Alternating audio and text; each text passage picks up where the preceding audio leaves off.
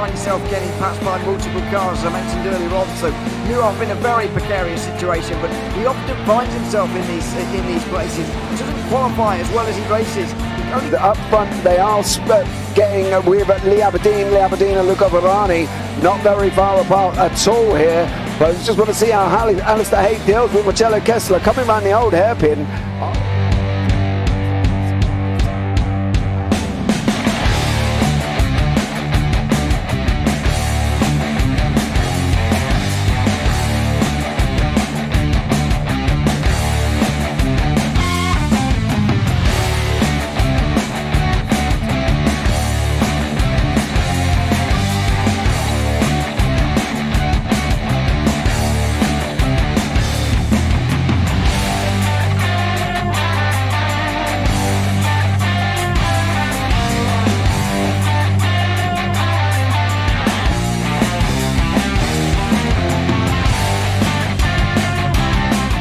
Say it's not the best decision they've ever made, just not having done that under the safety car, really. Yeah, they're taking their pit stop strategies from Ferrari lately or something. What's going on? In turn one, just too much gas on them, too much feet on the out pedal, and unfortunately he's dropped him all the way down the order. But Philip Hammer is out in front by an 8.91 seconds.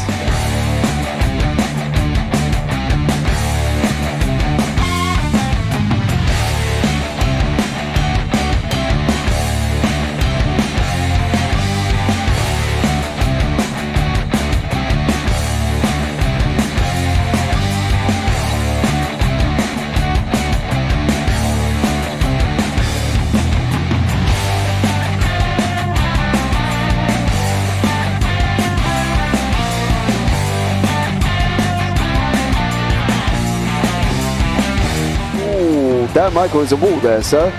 And definitely doesn't want to be hitting that earlier on as well. Difficult, the understeer is in the dirty air through that final corner because it's such a long corner and you get dragged off into the grass very easily. He'll have the slipstream down in towards the chicane. Peterson was briefly alongside, but that slipstream has saved him and kept him in third. Yeah, Varani now lost a little bit of time to Aberdeen, about half a second. Peterson is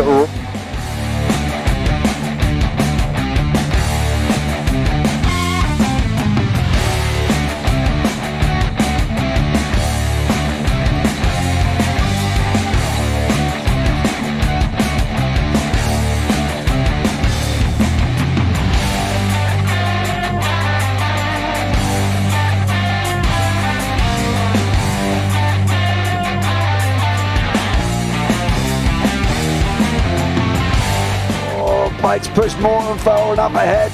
He's got out of line. Is now Pike going to have a go at Werrell? Don't push him off. He's in the championship fight. Jack Werrell chasing down Carl Jacklin. Further down, Rob Williams and Chris Barnes. Sensational run outside line now though for the heavy braking zone. Around the outside goes the Audi R8. Look how much Miller's come back into play. Exactly. Miller's still start trouble. He's not on second and change. All of a sudden Miller's back in play.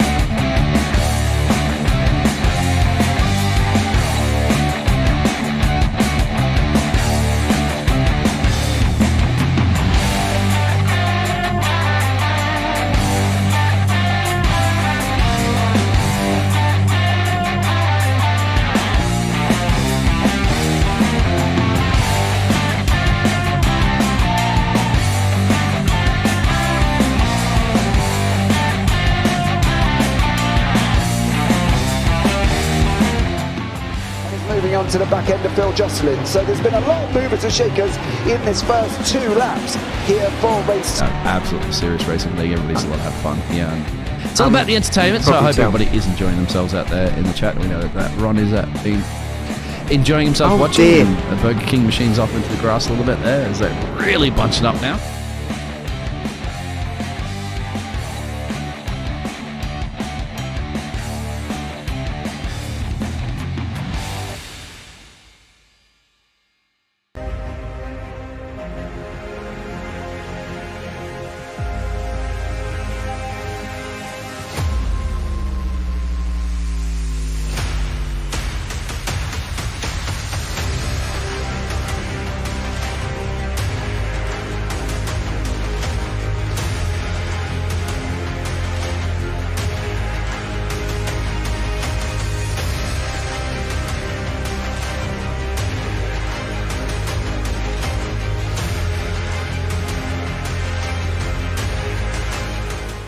Does he have it? Medeiros is going to get it. Look at the Johnson. They haven't got it. He's on the outside line though, going into the fastest corner on the circuit. Surely this can't work. Dominic Ligner has got a sensational run outside line now though for the heavy braking zone. Around the outside goes the Audi R8. Look how much Miller's caught back into play. Exactly. Miller's still start chopper. He's not on second and change. All of a sudden, Miller's back in play. Can Barry do it? Big Barry's going to do it. Big Barry.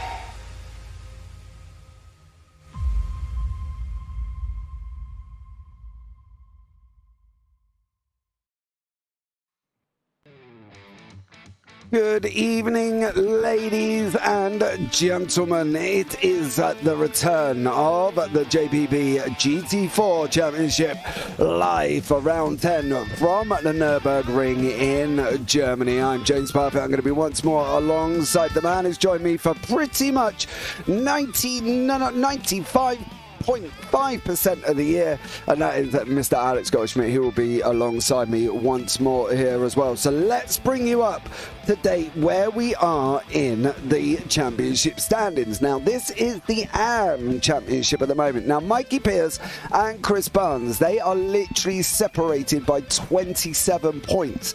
So Chris Barnes can win the championship tonight as well, but he's got to override Mike Pierce and basically make sure that he doesn't take points. He's got to take points, Barnes has got to take points away from Pierce. Now, in third and fourth, you can see Western and Oromets are only separated by 4 points.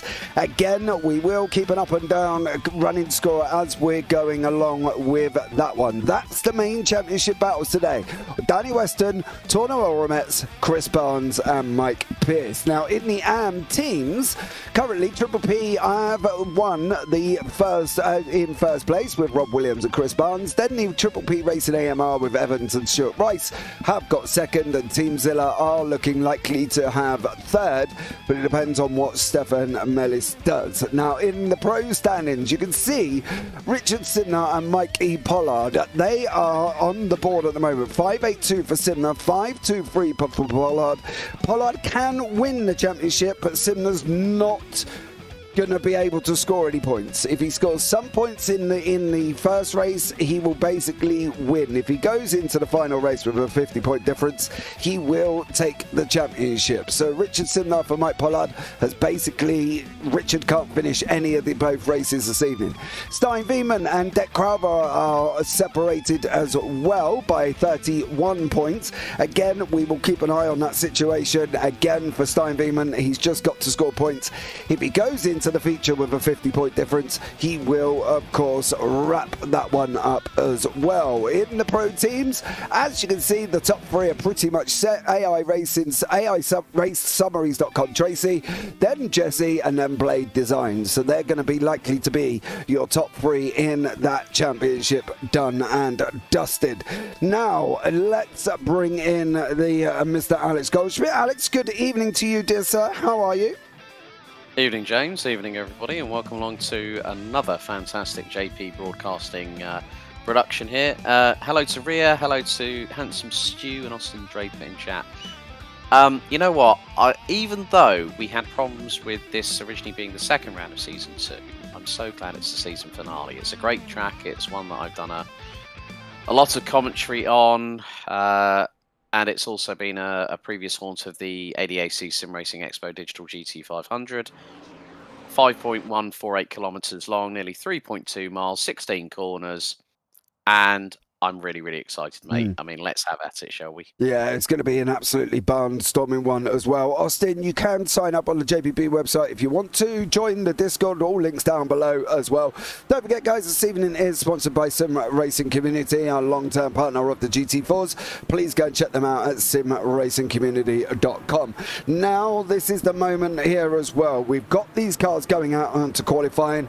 10 minutes of qualifying that they have got to do at this very tricky circuit.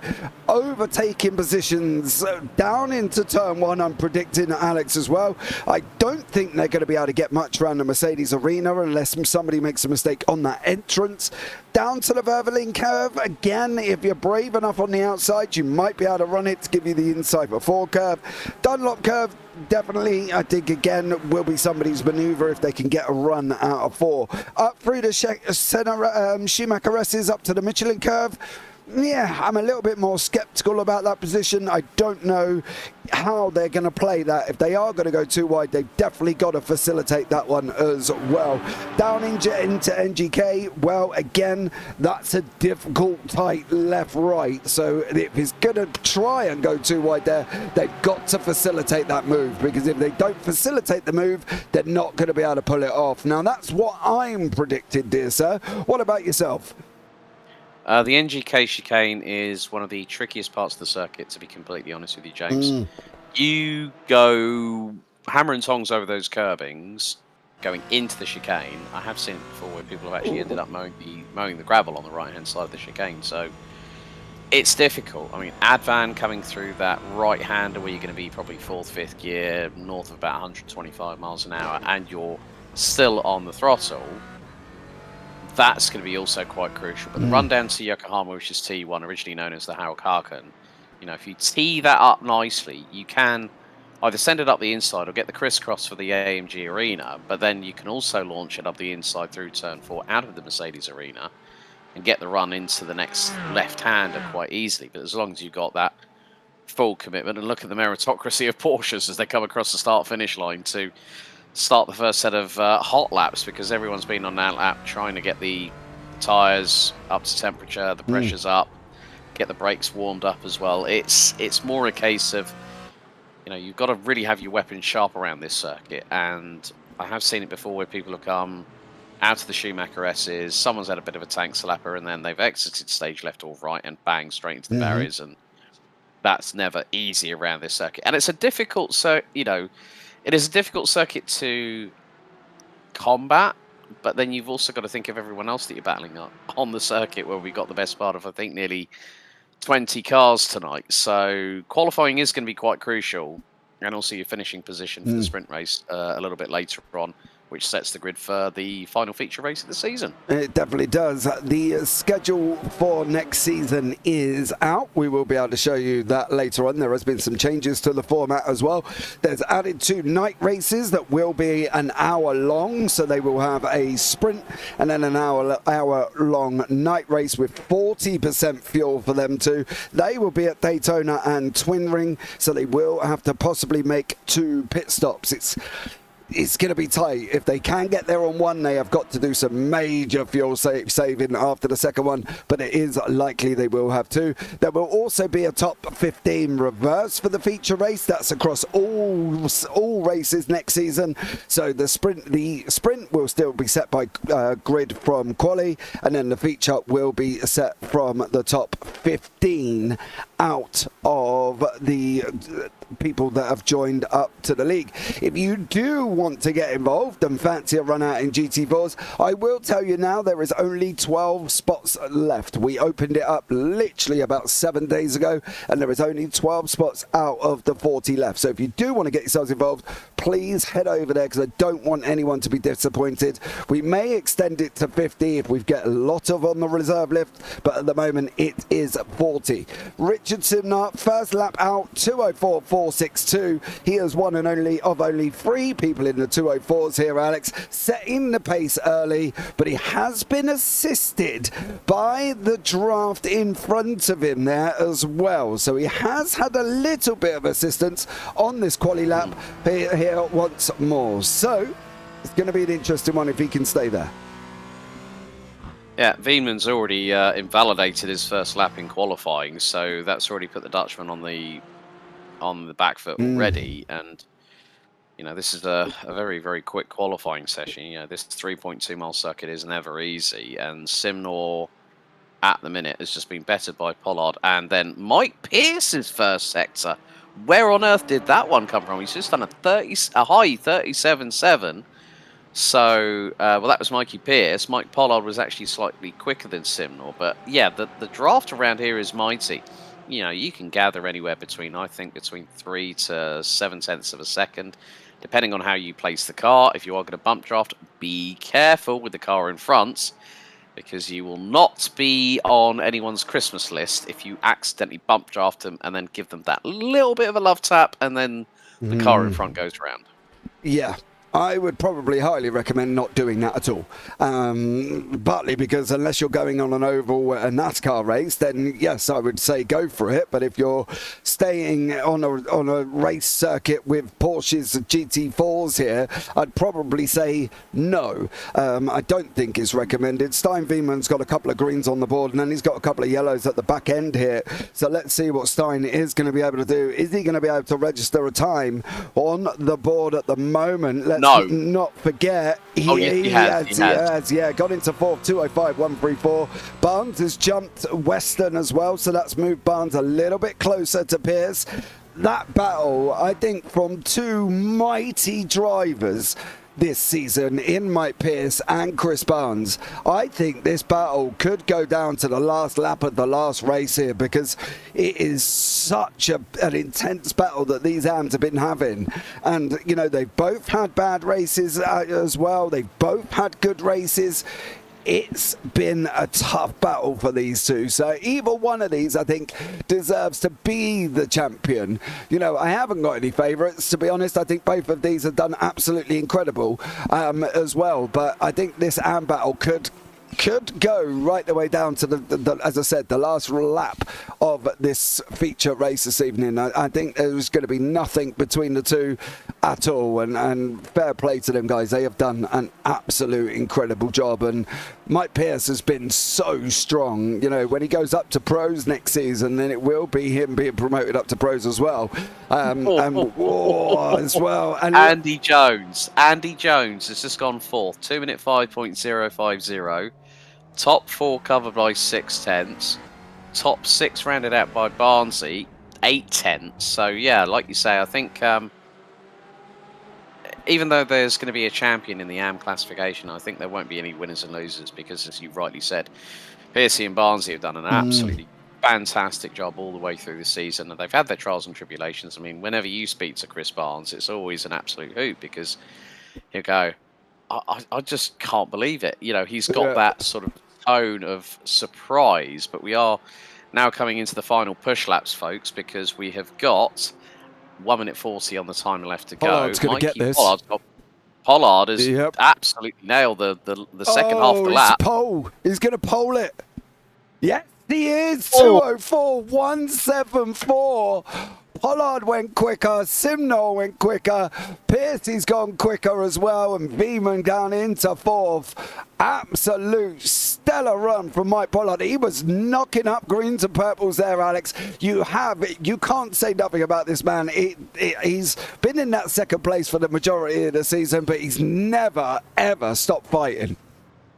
No, and evening to Phil across the pond, as always, a regular viewer here on the JPB GT4 Championship.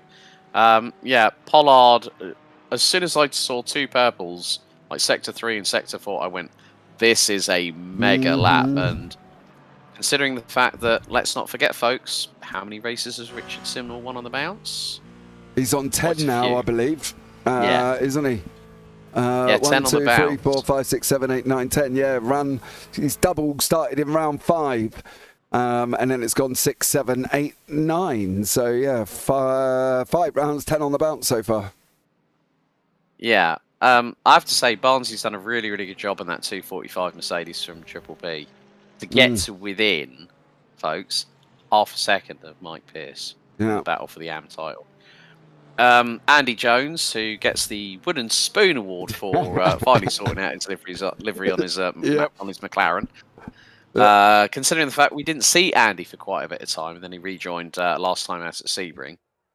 But that is it for Quali. But Mike Pollard stoned the Crows there, Mr. Parfitt. He did, yeah. He's taken that pole position as Mike Pollard sitting in first place. Richard Simnall in second. Mike Pierce third. Stein Wieman fourth. Andy Jones in fifth. And Chris Barnes in sixth. Gavin Petty 7th, Tom Weston 8th, Paddy Faulkner 9th, Deck Craver 10th, Michael Seal 11th, and Ian Manners is down in 12th. Then you've got Stuart Gibbons and Danny Weston in 13th and 14th, Rob Williams, Stu Rice, Richard White, Stephen Mellis and Rachel Hoff will be there as well. No Torno Oromets here. Well, that's a bit of a development, isn't it?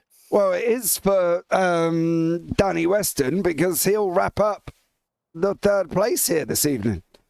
So for Danny Weston, that's going to be, I'm sure not the way he wanted to win it, but it could put that third place here.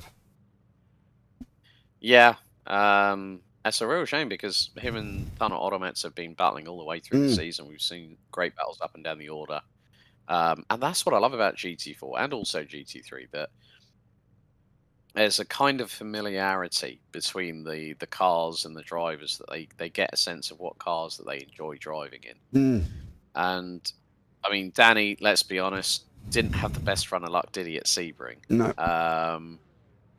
But, you know, okay, this will be not a consolation, I think, James. It's going to be more of a case of, okay, let's see how hard I can push tonight. I've got no pressure to secure that third place because he knows that as long as he's got points on the board, he'll be golden.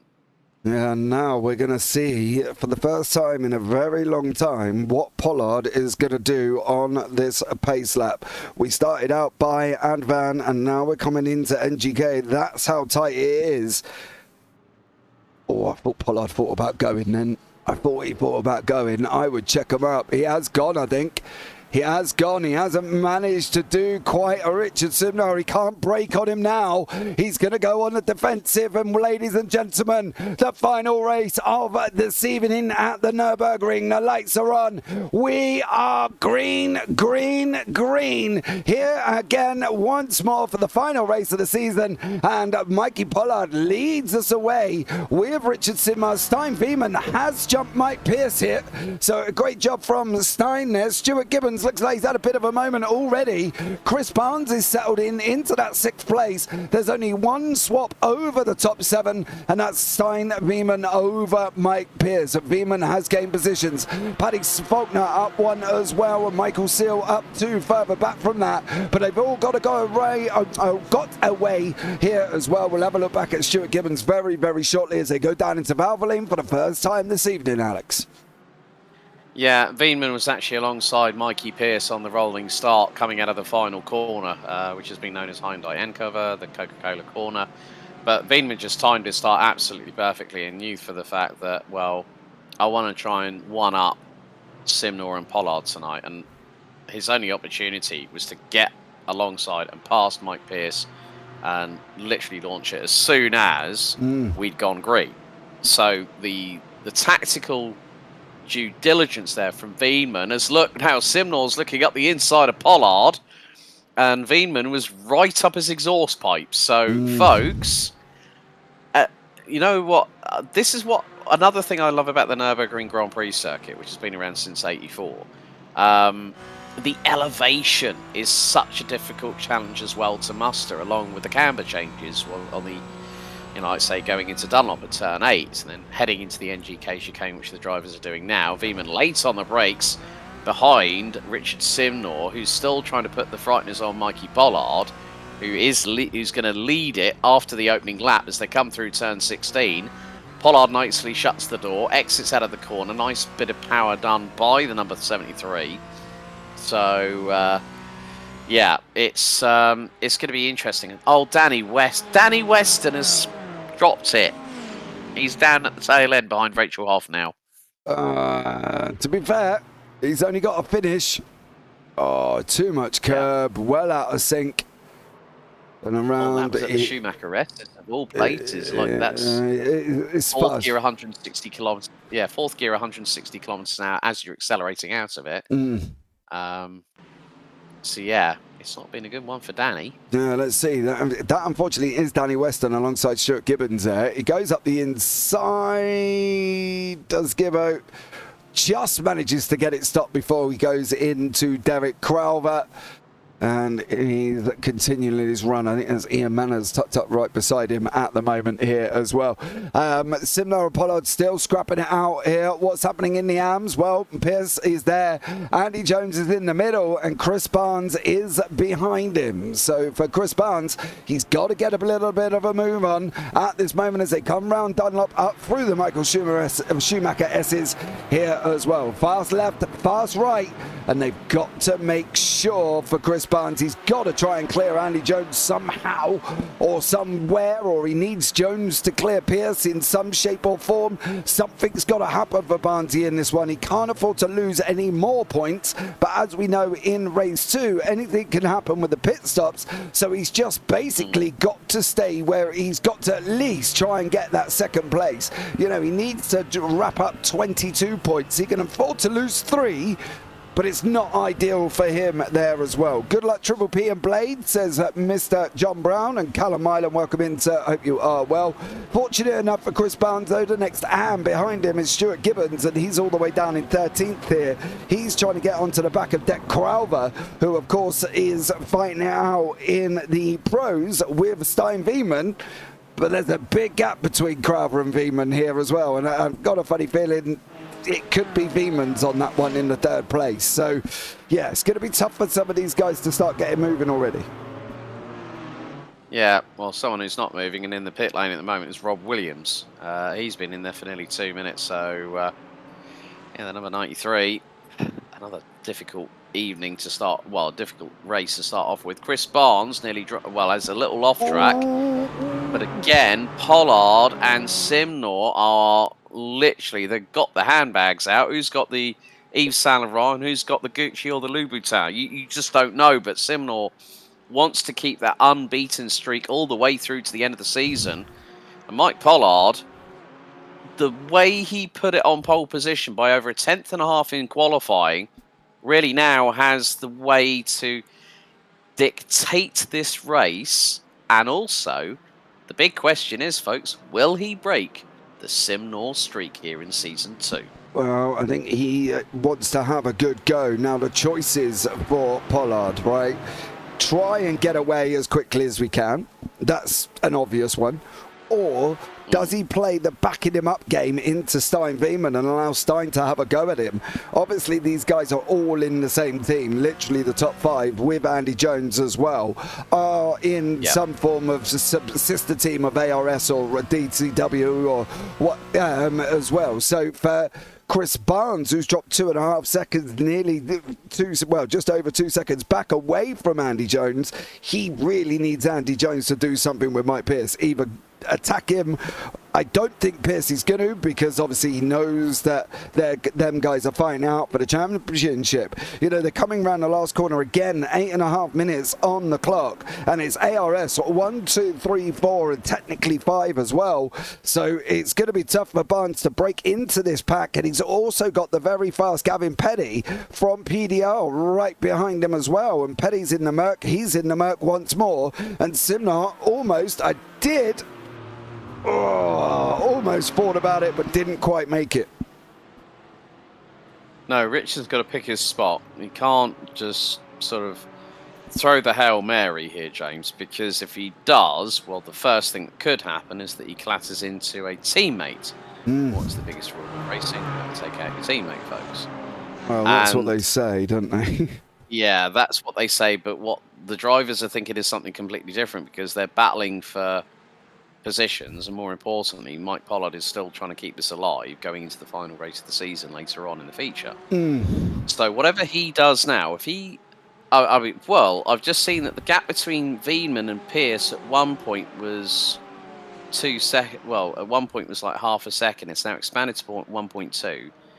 Chris Barnes is hemorrhaging time behind Andy Jones at the minute. Yeah, I've seen that as well.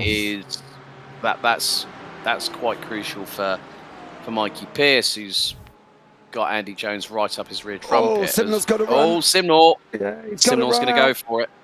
He did get the run out. I don't think he's going to be able to hold the outside line, though, as they're going into the Rosteiner. Here we go. They're going to be side by side here as well. Pollard and Simnor side by side now at the moment. Here comes Stein Veeman. If Pollard's got to keep his foot in to get that inside line for NGK. Here comes Stein. Is he going to have a go? Is he going to send it through? Last of the late breakers, Pollard and Simnor. There's contact. There's still contact. Oh, he spun it round. Oh, no. And look at Pierce. Look at Mikey Pierce and Andy Jones. They've just got past. Wienman and Pollard, but I mean, it was always going to be a case of the unstoppable force versus the immovable object going into the NGK chicane. Mike Pollard had the room. Simnar's on the right-hand side there. I'm wondering if he's playing a game here. He's looking a little bit ragged, and this is kind of the first time we've seen Richard Simnar look a little bit ragged here as well.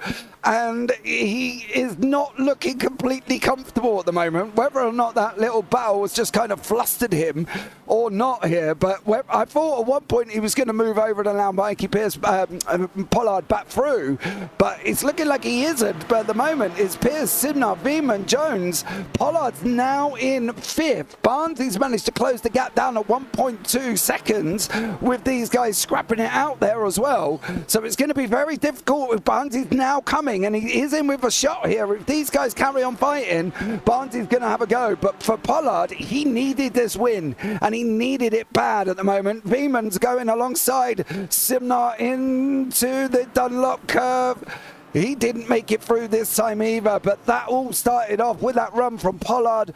Simnar got a better run out of the Schumacheresses. He was going up to the Varsteiner, going up to NGK, stuck it out the inside, and there was going to be contact all day. It was just how bad it was going to be. And well, it turned out that it was quite bad for Mike Pollard, as he's now dropped down to 5th.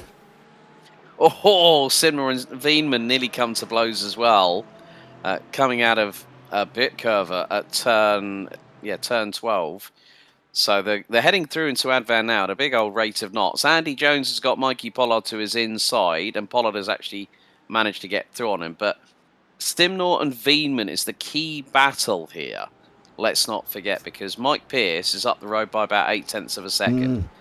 And that is an AM leading the entire field. We've got about 4 minutes and 40 still to go for this sprint race. And yeah, it is the first time that Simnar's not found that magic pebble, and Stein Wienman is flashing the lights at Richard saying, "Oi, what's that all about?"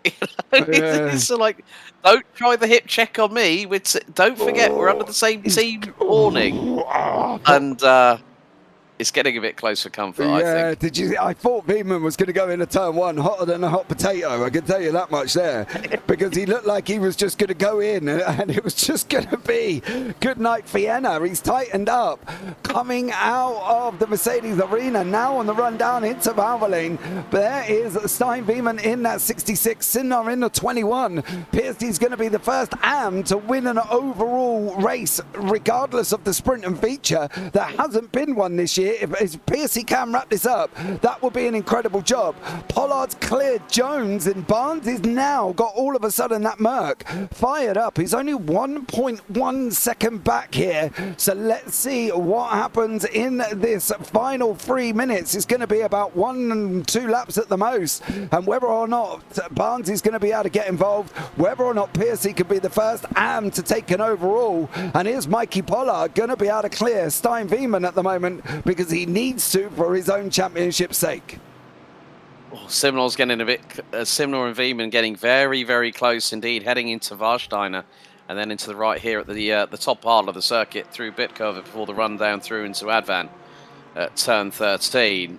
Again, just the strength of the AI race summaries teams, where they have been practicing like nobody's business. Simnar all over the back of Mike Pierce, heading into the NGK chicane. Is Simnar going to plant it around the outside? Oh, no, he's been turned! Simnar's around! Oh, my goodness me. Oh, Simnar's gone round, and he's all the way down into 8th at the moment. That's with Tom Weston behind him, and also Ian Manners. And poor old Richard Simnar had a moment, and that, unfortunately, here as well. Piercy's on the inside on the left, Simnar's on the right. Here comes Stein Wienman. There's Mikey Pollard. Pollard set it off. Pollard. It was like Skittles. Yeah. It was Skittle. Pollard. It's like Mr. Wienman. Oh. It was like, Mr. BF John, I did catch a reference. I mean, it was like Mike Pollard was trying to catch them all, wasn't he? Yeah.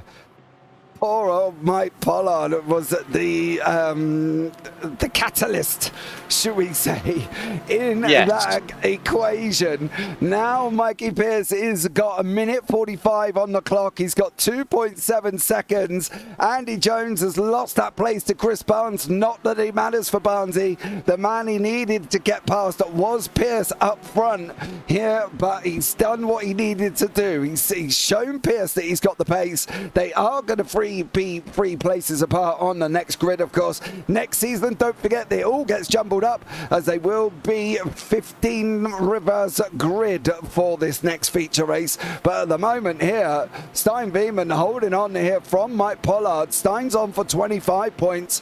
Pollard here at the moment is on for 22. So Pollard's not done a bad job, and with basically Richard Simnar, where are you in class at the moment? You are in 6th place. He is only on for 15. I'll do some. Oh, dearie me, the Pokemon jokes in the chat. Stop it. I'll do some maths quickly here as well. Okay, yeah. You do the maths. I'll keep on talking, shall I? Yes, that works for me.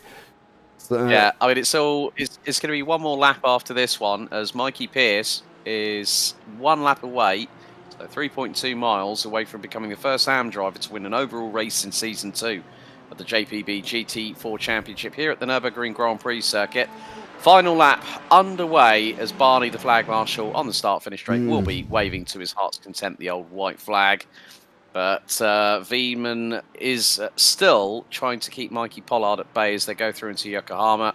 Now into the Mercedes-AMG Arena. There's a very deceptive dip on the inside of turn 1. But whether Veerman can close on in, well, if Veerman can stop the advances of Mikey Pollard closing in, because the gap now is about 2.5 tenths of a second as they exit out of turn number 4. And through down the hill, down the elevation change, into the next left they go. Rotate the car through the apex. Try not to drift it out a little bit too wide, because then you've got that instant right-hander with a little bit of adverse camber and a little bit of descent profiled into it as well. Down this mini parabolica, I like to call it, down into Dunlop. Updates. So, Mr. Parfitt, what's the scores on the doors? Well, at the moment, if Simnar finishes where he is, he's on 5.97.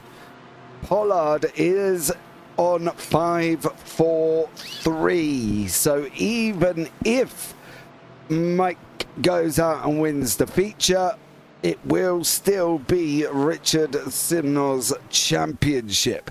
Now, in the AMS, there's still 30 points between Pierce and Barnes at the moment. So, between Pierce and Barnes, so Barnes takes 50. Pierce, he needs to finish down in 21st in the AMS. That's not going to happen, even if he finishes at the back. We've only got 9 AMS. So 9th is the final place. So Pierce will get 32, which is only 18. So at the moment here, Pierce will win the AMS. Simnar will win the pros going into the feature. And the checker flag is out, and history has been made in Season 2. Mikey Pierce takes the overall race victory here at the sprint of the Nurburgring Grand Prix circuit for the 10th and final round of Season 2 of the JPB GT4 Championship. And Veerman did hold off Mikey Pollard by about 3 tenths of a second. Andy Jones takes 4th ahead of Gavin Petty. Another solid finish, another 2nd place this season for Chris Barnes in the number 245. Paddy Faulkner moving up from 9th at the start to finish in 7th, ahead of the recovering Richard Simnar. Yeah, I'm sure there's going to be a bit of a debrief after all of that. But there are your results. So, Mike, there we go. Mikey Pierce takes an overall victory ahead of Stein Veerman, with Mike Pollard, Andy Jones, Gavin Petty rounding out the top 5. Chris Barnes, 2nd in the AMS, rounding out the top 6 ahead of Paddy Faulkner. Richard Simnar's streak has finally succumbed to the madness that we have just witnessed in this first of 2 races, the sprint just having taken place. ahead of Tom Weston, Ian Manners, and Derek Crowther rounding at the top 11. Stuart Gibbons, that's a good result for the Blade Designs Mercedes. That's P3 for him, well done. Ahead of the Triple P Racing AMR of Stuart Rice, Michael Seal, Danny Weston, Stefan Mellis, and Rachel Hoff round out the top 17, with Richard White and Rob Williams, unfortunately, not really taking much part in the race, but because I think he might have gotten extricated off the circuit by an assist and was in the pit lane for quite a long old time. So that is your finish order for the sprint race, which gives us nicely the grid for the feature. But at least there's a little bit of time where we can sort of dissect that, James. Yeah, I'm just waiting for final confirmation from our scoreman, which is one Mr. Dan Lewis. He does the scores for the TCRs, the Clios, and the GT4s. I'm just waiting for confirmation there as well. So let's see what goes on when I finally get the results through. But that... yeah, I've got Simnar and Pierce. Pierce is the first AM to take an overall, so it's going to need Piercy to disconnect, I think. Not DNF. If he sits in the pits, he will still score points, but he needs a complete disconnect for Barnes to win. And Pollard cannot catch Simnar, I don't think, as well. Yeah, I think that's even with the drama that Richard actually had in there, because there it seemed like Mike Pierce had found the magic pebble, not Richard Simnor on that particular occasion. But when we saw the contact between when Veman went in, then Pollard, I think, just got caught out and just braked a little bit too late, and then started the pinball wizardry through the chicane. It was a case of all she wrote, and then the Simnor streak has been broken after 10 races. I know that's going to be disappointing for Richard and the team at AI Race Summaries. They'll be sort of like saying, that shouldn't have really happened. But then you have to look at what transpired after the contact between Pollard and Veman and Simnor to see that Mikey Pierce and Andy Jones decided to do the old Brian Jones routine, which is high, wide and handsome around the outside. And by doing that, Piercy just kept out of harm's way and went on to pick up the first overall victory of the season. Quite nice, considering he's going to pros next time out, isn't he? Yeah, he will be. He will be going up as well. Whether or not it's the top two with Barnes going up at the same time, well, that's going to be a question that we'll have a think about as well. So, as I said, don't forget, guys, if you do want to get involved in the GT4s, you can. There is only 12 places available out of the 40 at the moment. So head over to JPBroadcasting.com, click on League Racing, hover over League Racing for Join the League. Join the League, have a look for the GT4's Season 3. And you will be able to get yourselves involved. Along with that, the BDLV, the Big Dreams Little Voices, is coming back on the 26th of November, so please get yourselves involved in that one. And also the Clios are opening up as well. I'm in the final stages of prepping up the TCRs. I've got the tracks. I've just got to make up a lovely poster for you all to know what tracks are coming on the TCRs as well, so keep an eye out for that one. If you're not in the JPB Discord, join it down below. All links in the description below as well. So we've got a lot coming up at the moment here as well. On the board at the moment, Danny Weston needs 25 points for third place in the championship. So for Danny Weston here as well in the feature race, he has got to finish higher than 16th, which with only 9 AMs, technically he should wrap up that third, as it will get 32. So yeah, keep an eye out, guys, and get yourselves involved. JPBroadcasting.com, go and have a look. There's also a very nice Christmas jumper on there as well, if you want a Christmas jumper. Yeah, indeed. I've used the same one for about the last 6 years. It's never gone out of fashion. It always stays in a nice sort of like plastic wrap and comes out just before Christmas on day dot. But warm-up is now being completed, and we've got the 45-minute feature race, and here is your starting grid. So Mikey Pierce, it's an AM on pole for the first time this season, thanks to his fantastic win just last time out, just a few moments ago. Stein Veeman alongside him on the front row. Mikey Pollard and Andy Jones line up on row 2. Then it's Pro and Am on row 3 with Gavin Petty from PDR and Triple P Racing AMG's Chris Barnes. Paddy Faulkner and Richard Simnor complete the top 4 rows with Tom Weston from DCW Racing. And Ian Manners from the AI RaceSummaries.com Lucy team complete the top 10. Blade Designs Derek Crowther starts 11th alongside Stuart Gibbons, also from Blade Designs. They complete row 6. Row 7, it's the Triple P Racing AMR of Stuart Rice with Michael Seal in the DCW Racing Mercedes, with Danny Weston from Team Zilla Racing, Stefan Mellis from Bonsai, Rachel Hoff from Triple P Racing, AM's Triple P Racing, Richard White, and rounding out the grid will be the number 93 Triple P Racing Mercedes of Rob Williams. 45 minutes, and of course the added bonus that you and I both seem to love here, JP, is a mandatory pit stop, because everyone has got a maximum capacity 50% of the fuel tank. Yeah, absolutely as well. Quick update on Robert Williams. Basically, he had a slowdown, couldn't get it off in time, and ended up with a black flag. That is why he has done where he has done. However, still sitting there at the moment. He must have been in the loo or something for Williams as he now pulls off. Final corner, yeah, Alex. Yeah, he's had a pit stop already. Okay, so it's time for the final feature race. It's going to conclude this season of the JPB GT4 Championship. The red lights will very shortly come on. There they are, as we will now have the lights go out, and the field now makes its way down into turn 1, and already Veenman has got up the inside through into Yokohama on Mikey Pierce. Mike Pollard rounds out the top 3, and Piercy has just let Pollard through, and there is Andy Jones. I think with Andy Jones, has that exhaust rasp got the Jaws music playing as part of it on that McLaren, because he's really decided to come back to this final round of the championship with a bang, including a new livery to boot. Yeah, he definitely has in that McLaren as well. I'm not saying that I didn't love the old one. I think the old one that he had the Harrods livery on, didn't he? And it looked absolutely incredible.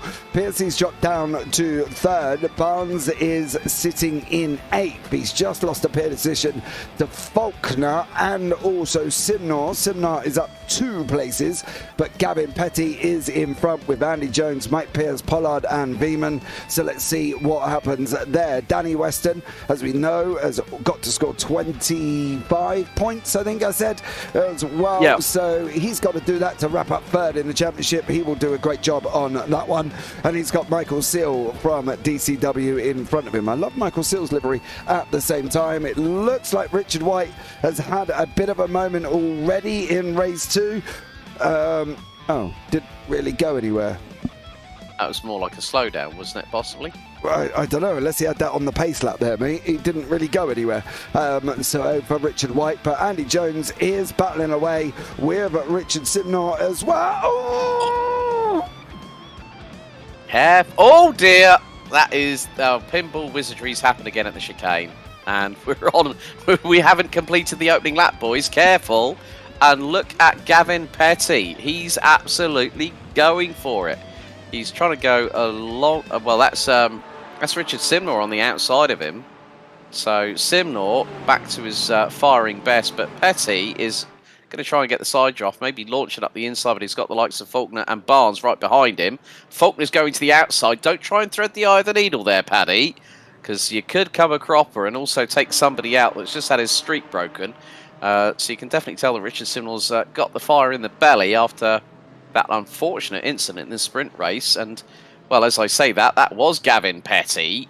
So he's had a drama of his own. So, yeah, it's not been going too well for a few of our drivers in this final race. It's all upset the apple cart, shall we? Yeah, I'm guessing that might have been a slowdown for Gavin Petty there, and it's looking like he did actually go and take that. He was off the line as well. Ian Manners sitting in 7th with Chris Barnes in front of him.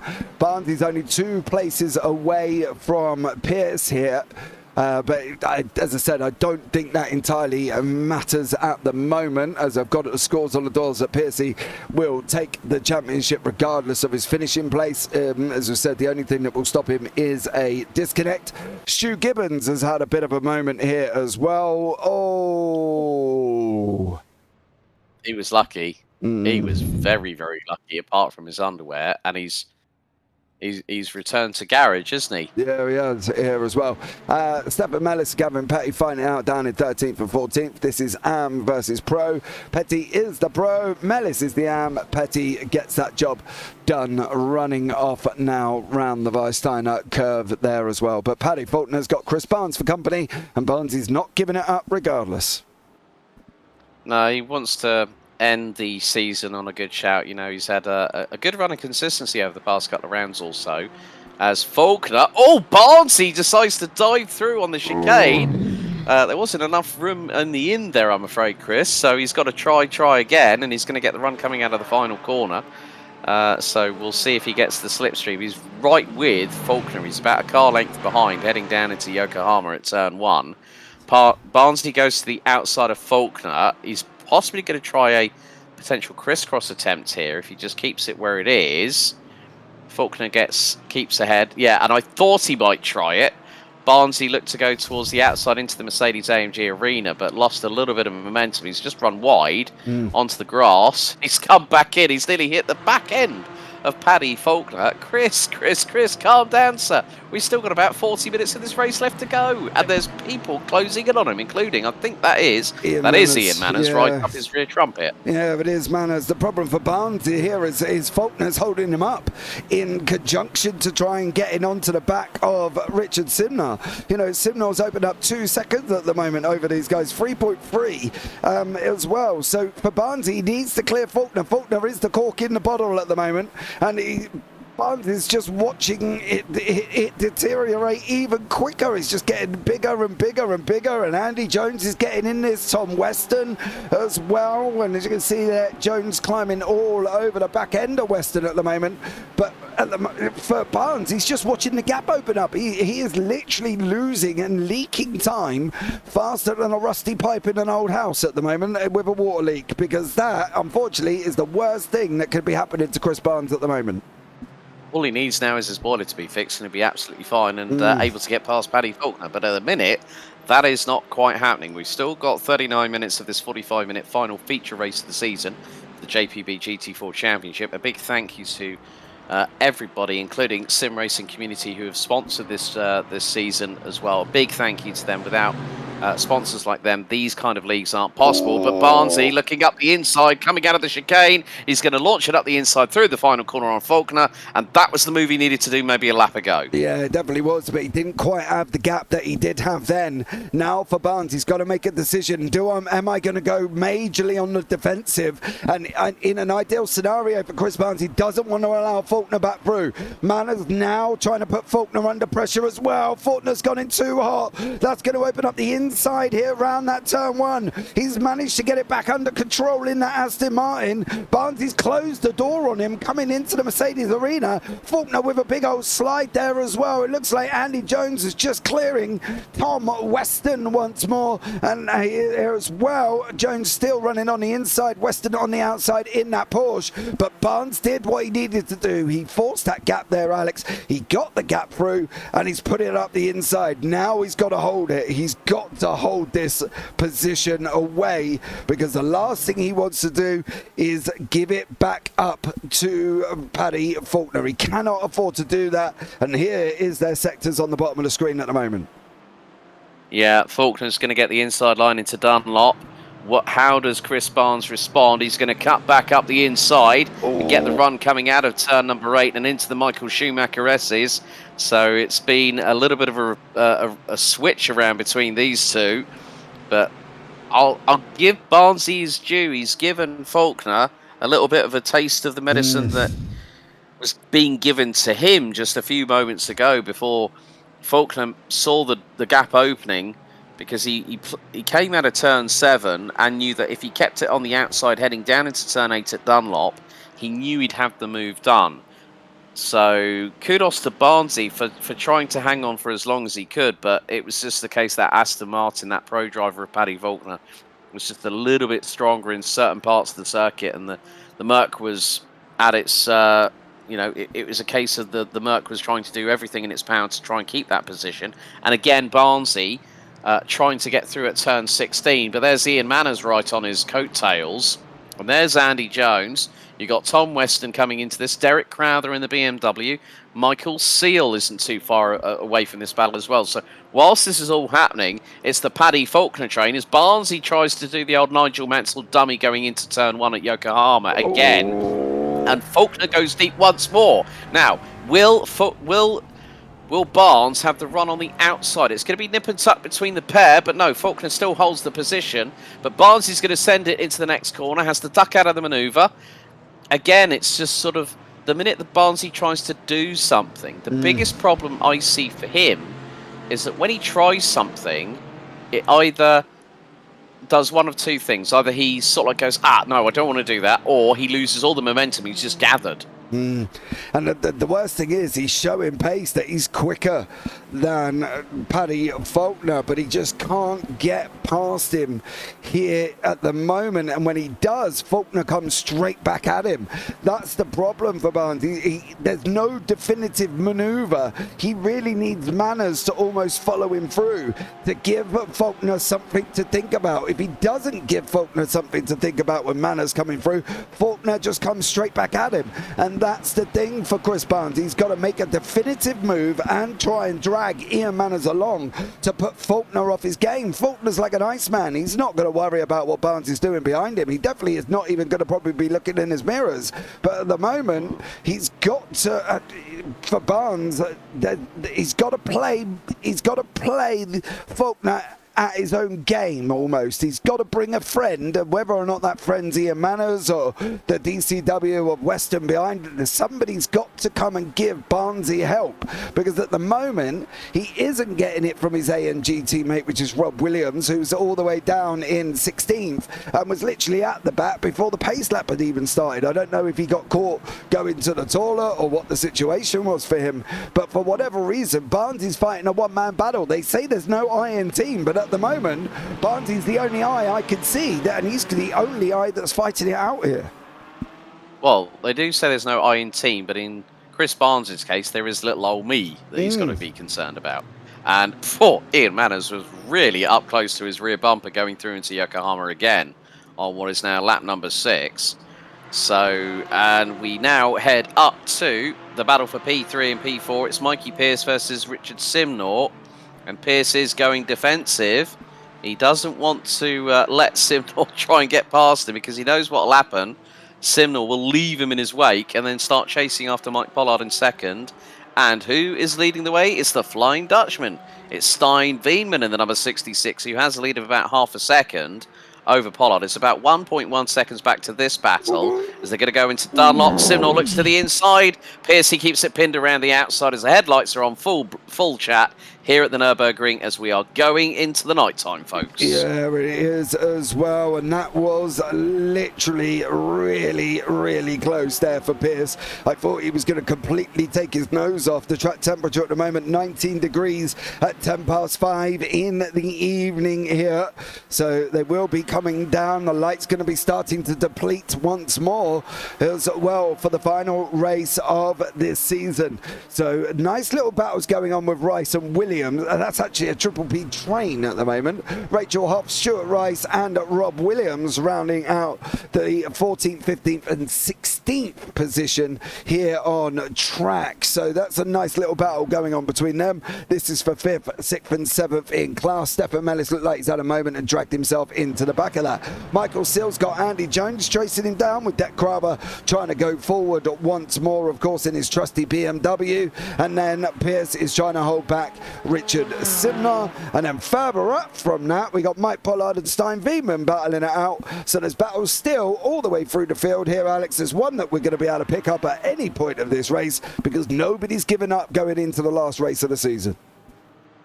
Yeah, completely agree there, James. I mean, Faulkner, Barnes and Manners covered by about 7/10 as we are on to lap 7, but again you can just see the differing lines between the likes of Pierce and Simnor. Right, Rachel Hoff has just been off, and Richard Simnor had a little bit of a moment of his own. Right, Gavin Petty and Rob Williams have both been in the pits. Yeah. And this is the moment where, this is going to be Petty. This is coming out of the Mercedes-AMG arena. And what's going to happen here? That's going to be quite crucial to see. He didn't look comfortable from early on, mind you. So I'm a bit surprised. Oh, no.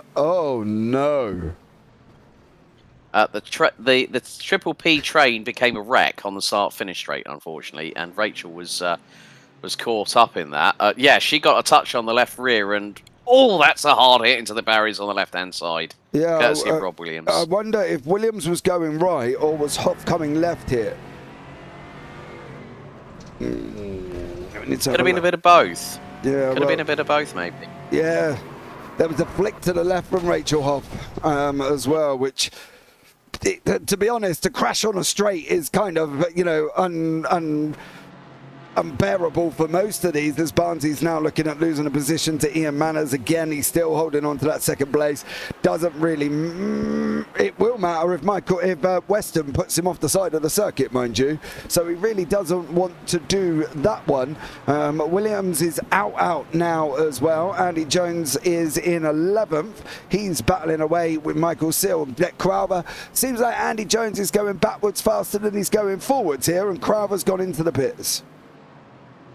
Yeah, that's quite early. 15 minutes into the race, and Derek Crowther has decided to get the heck out of Dodge and maybe try and see what he can do from there. Loving the Red Sky at Night Shepherd's Delight around the Nurburgring at the moment, which is quite a nice weather dynamic that we've got here. But it's the Faulkner train still in this battle for, what is it? That's for P5 on the road, followed by Manners, followed by Barnes, followed by Tom Weston.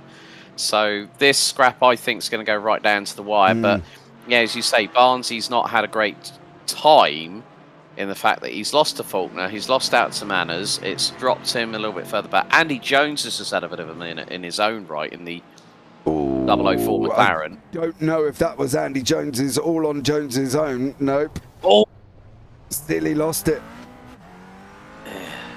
Still lost it there, and there was just literally... Jones hard on the brakes, managing to get that car stopped here. So well done to Andy Jones, really, in conjunction. Not really had the pace that he's shown coming into the race for race one. That's the thing for Jones. He's picking up, he's down 5 positions. He should have been in 4th, but he's not really had that pace to maintain that in race 2. For whatever reason that I can't quite figure out, he's still not managed to do it. For Barnes now, he's got Weston crawling all over him.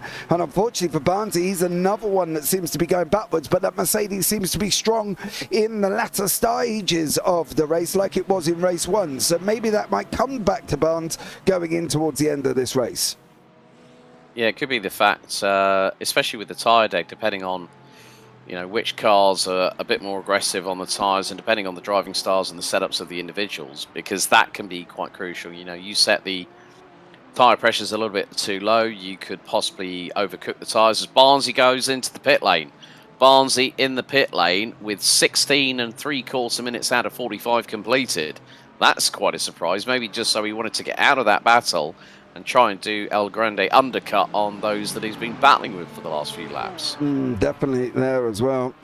To be honest to Barnes, I would have done the same thing, because there would have been no point him trying to stay out and not go anywhere. He's got to try some form of dynamic that's basically going to allow him to try and get as close to Pierce as possible, whether he's going to jump in, whether or not he's going to make up that 3 seconds gap or something, but he's got to try something. So I would have done the same if I was Barnes as well. I would have just done that and tried something different, but yeah, it's a difficult one for Barnes at the moment. He's just got to rely on the fact that he can come out, he can get past the people in front of him here as well, and he can make a difference for himself, as these guys have gone back past the back marker. That was Rachel Hoff, who's just gone a lap down at the moment. Where is Chris Barnes? He's in 12th. He's coming through the Mercedes. He's chasing down Stu Rice and Stefan Mellis. So he's got a bit of a clear run currently at the moment, which is always good for Barnes. He's able to get the hammer down down, and hopefully the guys in front won't kind of hold him up too much, although Stuart Rice and also Stefan Mellis are battling away. They're down. Yeah, so already, folks, we are coming up to 18.5 minutes out of 45 completed. Michael Seal out on lap 7. Gavin Petty out on lap 5. Robert Williams out on lap 5. And Stuart Gibbons out on the first bit of the opening few moments of lap 2. But yeah, this is a really good battle between Stuart Rice and Stefan Mellis. I mean, Stefan, we've seen, had some flashes of brilliance earlier on, but it's been a bit of a topsy-turvy season for the Belgian, to be completely honest with you. But Rice is... is just closing all over the back of him, going into Warsteiner. Mellis just parks it. Rice is looking for the overspeed, but isn't going to quite get it as they go through Bitcover. But he's going to get the slipstream coming out of the corner. And look how close he is on the run down to Advan. That is absolutely crucial for Stuart Rice, because is he going to try and look to the outside? Is he going to look to the inside, into the NGK chicane? Rice places it to the outside of the approach. Mellis will get the inside line. Rice stays behind. Good strategic driving and good close battling between these two. Yeah, Rice has gone into the pits. That's going to allow Barnesy a little bit more run here as well. He's got a bit of gap before he gets to Stefan Mellis for Chris Barnes. So he's able to keep going on about his business. He's able to keep just putting his foot down, putting lap after lap after lap after lap for Chris Barnes. That's what he's got to do here, Alex. He's just got to get laps, and he's got to do them quick and quick and quick and quick. We'll see how he is after this lap, where he is in conjunction with the 204s of Pierce, who last time out did a 205.58. Barnes was a 234, but he was coming out the pit lane. This is the moment now for Chris Barnes that he's got to clear Stefan Mellis. He's got to do it in a position where it's not going to affect him as much, and he's got to try and make it through. It's always going to be tough for Chris Barnes, but I think he could clear Mellis early, which is great, and I'm sure he's probably hoping that Stefan moves out the way, or just, I don't know, lets him through, whatever. But for Chris Barnes, he's just got to put quali laps in every single lap now, right up until the point of where this isn't over. He gets a run coming out of our Ford curve there as well. He's going to have the inside line going down into the Dunlop gear. He's just got to keep his nose on the inside. Mellis is trying to run him around the outside. Just let him go. He does let him go. Minimum time loss for Chris Barnes. Great job there as well. Yeah, I think the awareness of Stefan Mellis was quite nice to see. He decided, well, I know I'm not going to have the pace that he does. He's already pitted. I just need to run my own race and let Barnesy through. And that was the right call by Stefan Mellis. Sometimes it's not always just about who's chasing who down. There's also very, very good awareness from the drivers when they realise there's a faster car coming up to them and trying to get past them, and that is a perfect example of it. Absolutely as well. You've got to play the patient game. You've got to know where your fight is. If your fight isn't with Chris Barnes, don't fight him. That's the way I look at it as well. Weston, Manners, Faulkner still battling it out, holding each other up all the time. They're holding up here. Barnes is making a gap through as well. 17 seconds to these guys. 37.4 seconds pit lane time for Barnes. So at the moment he's well within reach of these guys, but is he in reach of Mike Pierce? That's going to be the question here as well. So Pierce, at the moment, I've got him about 39 seconds ahead of Chris Barnes. 38 now. Barnes is bringing it in and getting it down closer. So he just needs Piercy to fight a little bit more or get held up a little bit for him to be able to get the jump on him. Yeah, that's going to be crucial, how Chris Barnes now reacts. His last lap was a 2 minute 6.3, a second off of his best lap of the race, which was a mid 2 minute 5.3, as we are going to see that Mikey Pierce gets through on one of the Aston Martins, which I think was that Rachel Hoff again. Yeah, Hoff, yeah, Rachel. And shout out to Rachel. Every single race she has driven the wheels off of that Aston Martin V8 Vantage right up until every single checkered flag, even though we did see the incident involving her and the Triple P train, which became a Triple P wreck on the start-finish straight, unfortunately. But those things do happen when you go 3 wide out of the final corner. But here we have, again, still the battle between Faulkner, Manners and Weston. They're still covered by about 7/10. Weston's got the ringside seat. Manners is between a rock and a hard place, as if to say, well, do I attack or do I defend or do I stay where I am? Are the three choices that Ian Manners will have right about now. So it's a difficult one. But then you've also got to be interested in what's the fuel conservation been like per lap for each of these three cars. You know, three different manufacturers, Aston Martin, Mercedes and Porsche. Very different powertrain setups, but also the fact of how aggressive have they been in the fuel strategy. Has one of them been saving fuel? Has one of them been wringing the neck off of the car and driving it to within an inch of its roll cage? But that's a mistake there for Paddy Faulkner, and that could nearly allow Manners to go through on him. But they've got a left-hander coming up. Tom Weston looking a bit brave towards the inside of the left-hander through into Ford and then into Valvoline.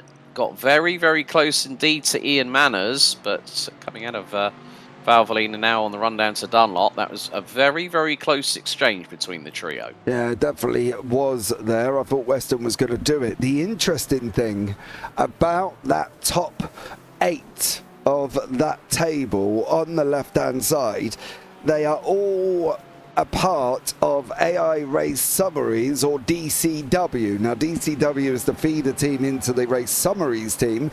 So you've got Weston and Faulkner in the DCW. You've got Jones, who isn't situated a team this season due to the fact that obviously I think he missed the beginning of the season. And then you've got Pierce, Simnar, Pollard and Veman, who are all part of AI Race Summaries. So right away up into 8th at the moment, they're all in the same voice chat. So if that goes off, well, that would be quite interesting in the AI Race Summaries voice chat. I'm not gonna lie.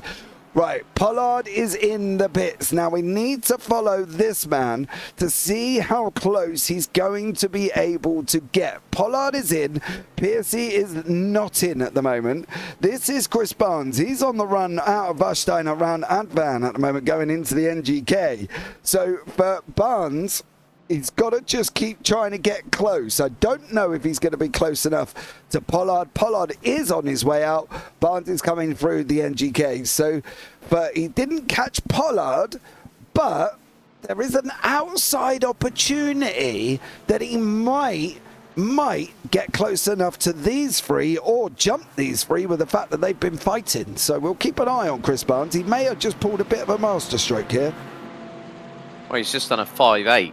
As Barnesy, so he is a lot quicker than Danny Weston in front of him. Gap now down to 13.5 seconds. Weston did a high 2 minutes 7.6, and Barnesy was quite a bit, nearly 2 seconds quicker than him on that previous lap. As we're on to lap number 13 out of the race with just over 26.25 minutes completed. So still a lot to go. I think there's still a lot to play for in this race, James. As Paddy Faulkner, careful. I think that was Rachel Hoff that he had a little bit of a love tap to the back end of just there. Yeah, I think unfortunately for Rachel Hoff, it's a stuck between a rock and a hard place, isn't it? Trying to get out the way and then trying to maintain her own pace and speed here. Richard White has got into a little bit of battle, of course. First time we've seen Richard White really this evening, as he's having a good old ding-dong with Stefan Mellis down here as well. Or if you want his DJ name, DJ Bounty Hunter, believe it or not. Stefan Mellis is a real-life DJ and has DJ'd across multiple different countries. So for Stefan Mellis, that's got to be quite an interesting one, DJing across the world pretty much for him. So fair play to Stefan Mellis, a little bit of a history. These three still fighting out, and these three still not going into the pits with 17 minutes remaining. They're like the three petulant children waiting to stay on the playground as long as possible, these three. You just don't know who's going to... That's one way of putting it, Mr. Goldschmidt. That's one way of putting it. But Weston, sends it, gets very close to the back end of Manners, who in turn is very close to the back end of Faulkner going through into Yokohama. I think with these three, it's a case of who is going to blink first. And as I said earlier, it's dependent on driving, it's dependent on fuel consumption, it's dependent on so many different parameters that they've got to you know, they'll be keeping an eye on the fuel litres used per lap, and also have they been able to save. I think the biggest winner here could be Tom Weston, because he's been behind these two for a very, very long time. So he's not just getting a single tow, he's getting a double tow. Stefan Mellis now decides to jump into the pit lane. Did you say that it was him that's the DJ? Yeah, Stefan Mellis, DJ Bounty Hunter. That's well, it. if it was a Star Wars affiliated DJ name, it'd be Boba Fett, wouldn't it? Yeah, I don't think it is though. No. Why would he have But if it? it What? was. It's not even in a Star Wars livery, Mr. Goldschmidt. Where are you? I know, but if he had a Star Wars DJ name and he wanted to use Bounty Hunter, he'd have to use Boba Fett. That's my way of thinking. Or Django Fett. Yeah. I suppose, on that one. Well, yeah, I can see. Yeah. I don't know how you got there, mate. That was like doing the Krypton Factor blindfolded with you there on that one. My hands tied behind me back. Yeah, I do love that, bro. If you haven't seen the Krypton Factor, you definitely should. Austin Draper, I do love his comment in YouTube. I was watching you, missed my start, so I had to start in the pits and still managed to get third place. So fair play, Austin. Good job. Veenman is in. I am anxiously waiting for Mikey Pierce to go in. I want to see where Barnsley's going to come out. This is almost like a slow brewing kettle that takes ages when you stare at it here, because I think Barnsley could be close, unless I've completely got my calculations wrong, and Barnsley might end up still 8 seconds behind him. So who knows on this one?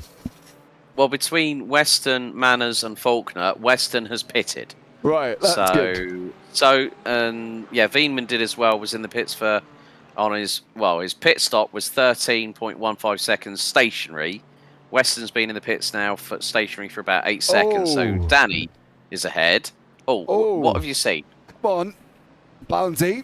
He's going to jump Tom Weston here. He is going to jump Tom Weston. Weston's on his way out. Where is he? There's Weston. That's one. 1 of 3 for Chris Barnes. He did one side of it. He got past Tom Weston. Now the other job is whether or not Weston, they were close together. So that could mean they're even going to be closer together if these two, that fighting that them three have done there, Alex, has cost Tom Weston that position, I think, because without that fight, Weston would have been able to stay in front of Barnes. Now it's going to be close whether or not Barnes is going to get these as well. Yeah, it's just going to be about the proof's in the pudding on that one, because we've still got about 14 and a quarter minutes to go until the checkered, the final time for this season. So, yeah, it's going to be interesting to see how it all develops in the next couple of laps or so, because we are getting very, very close to, well, we're 4 minutes away from 10 minutes to go. And these two have really eked it out on the fuel strat, haven't they? Yeah, and this is where we generally see the mad rush going in here. Now, at the moment, the top 5 have not pitted. So the top 5 on the left-hand side have not pitted. Saying that, as I say, that Sinma goes in. I've got a funny feeling Piercy's going to follow him in at the same time here. I'd be quite surprised if he doesn't. He does. What about Paddy Faulkner? He doesn't. He's got some fuel left. Manners has got some fuel left. And it depends on Andy Jones. He's in as well. So at the moment, now for Chris Barnes, he is coming up on that run out of Vashstein through Advan and down into NGK. How close is he going to get? He's got about another 20 seconds, give or take, before we start seeing the likes of Mikey Pierce coming back out again. So yeah, we'll keep an eye on this one, see how he gets on. At the moment, Piercy's still in the pits. He's going to be in there for about another 8 seconds.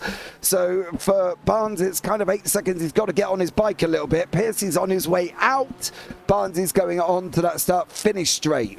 Andy Jones is also on his way out as well, and I think Chris Barnes is gonna miss out getting past Andy Jones. He is, and we'll keep an eye on the gap from him to Mike Pierce, which I think currently sits at about 4.7 seconds. So we got close, but not quite close enough. It's going to be the Manners and Faulkner, whether or not he's going to clear both of these once these guys have gone into the pits as well.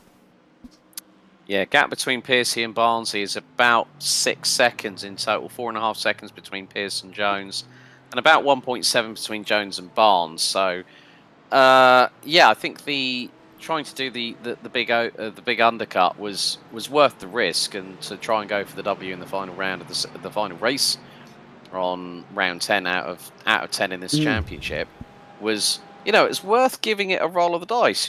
Barnsley knew that he didn't have anything to lose, but possibly more to gain than a lot of people could have possibly predicted. So from that aspect, you've got to give Barnsley a little bit of a shout. But the gap between Pearce and Jones has dropped to about 3.6 seconds. But Barnsley, again, is, like we've seen in the sprint and also in this feature, he gets to a certain point in the race and then just loses a little bit of time. But here come Faulkner and Manners pitting at exactly the same time with 11.5 minutes to go. So that's going to give Pollard the lead, who was fractionally longer in the pit box in comparison with Veeman and Simnor. 13.8 seconds stationary for Pollard. Veeman 13.15. Simnor 13.27. So Faulkner and Manners, they've been in the pits they've been stationary for about 5 seconds. So yeah, Danny Weston has now jumped into the pit lane as well. So this will put Piercy 4th, Jones 5th, and Barnes 6th if things work out pretty quickly. But keep your eyes on that gap between Mike Pierce and Andy Jones, because, well, Faulkner and Manners have now come out. And Jones is ahead of Manners and is 2 seconds behind Faulkner. So things are getting very, very close indeed as we head into the last 10.5 minutes here, James, under the floodlights here at the Nurburgring. Yeah, Barnsley didn't quite get where he wanted to go. However, Andy Jones has gone off the side of the circuit, so I'm not entirely sure.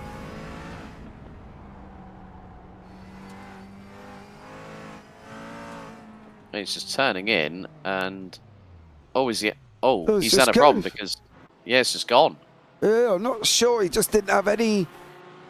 Well, he cut out at one point, and then just didn't have anything. Leave that one with me. I'm going to go do some pit lane reporting here as well. But for Barnsley, okay, so he got clear of one, which was Andy Jones. Yeah. Obviously, there was a tech issue, whatever the situation was. I'll find that out very shortly here as well. But Ian Manners is up the road. Paddy Faulkner's up the road as well. Barnes to Pierce, though, that's the interesting thing, because Barnes to Pierce is 5.4 seconds.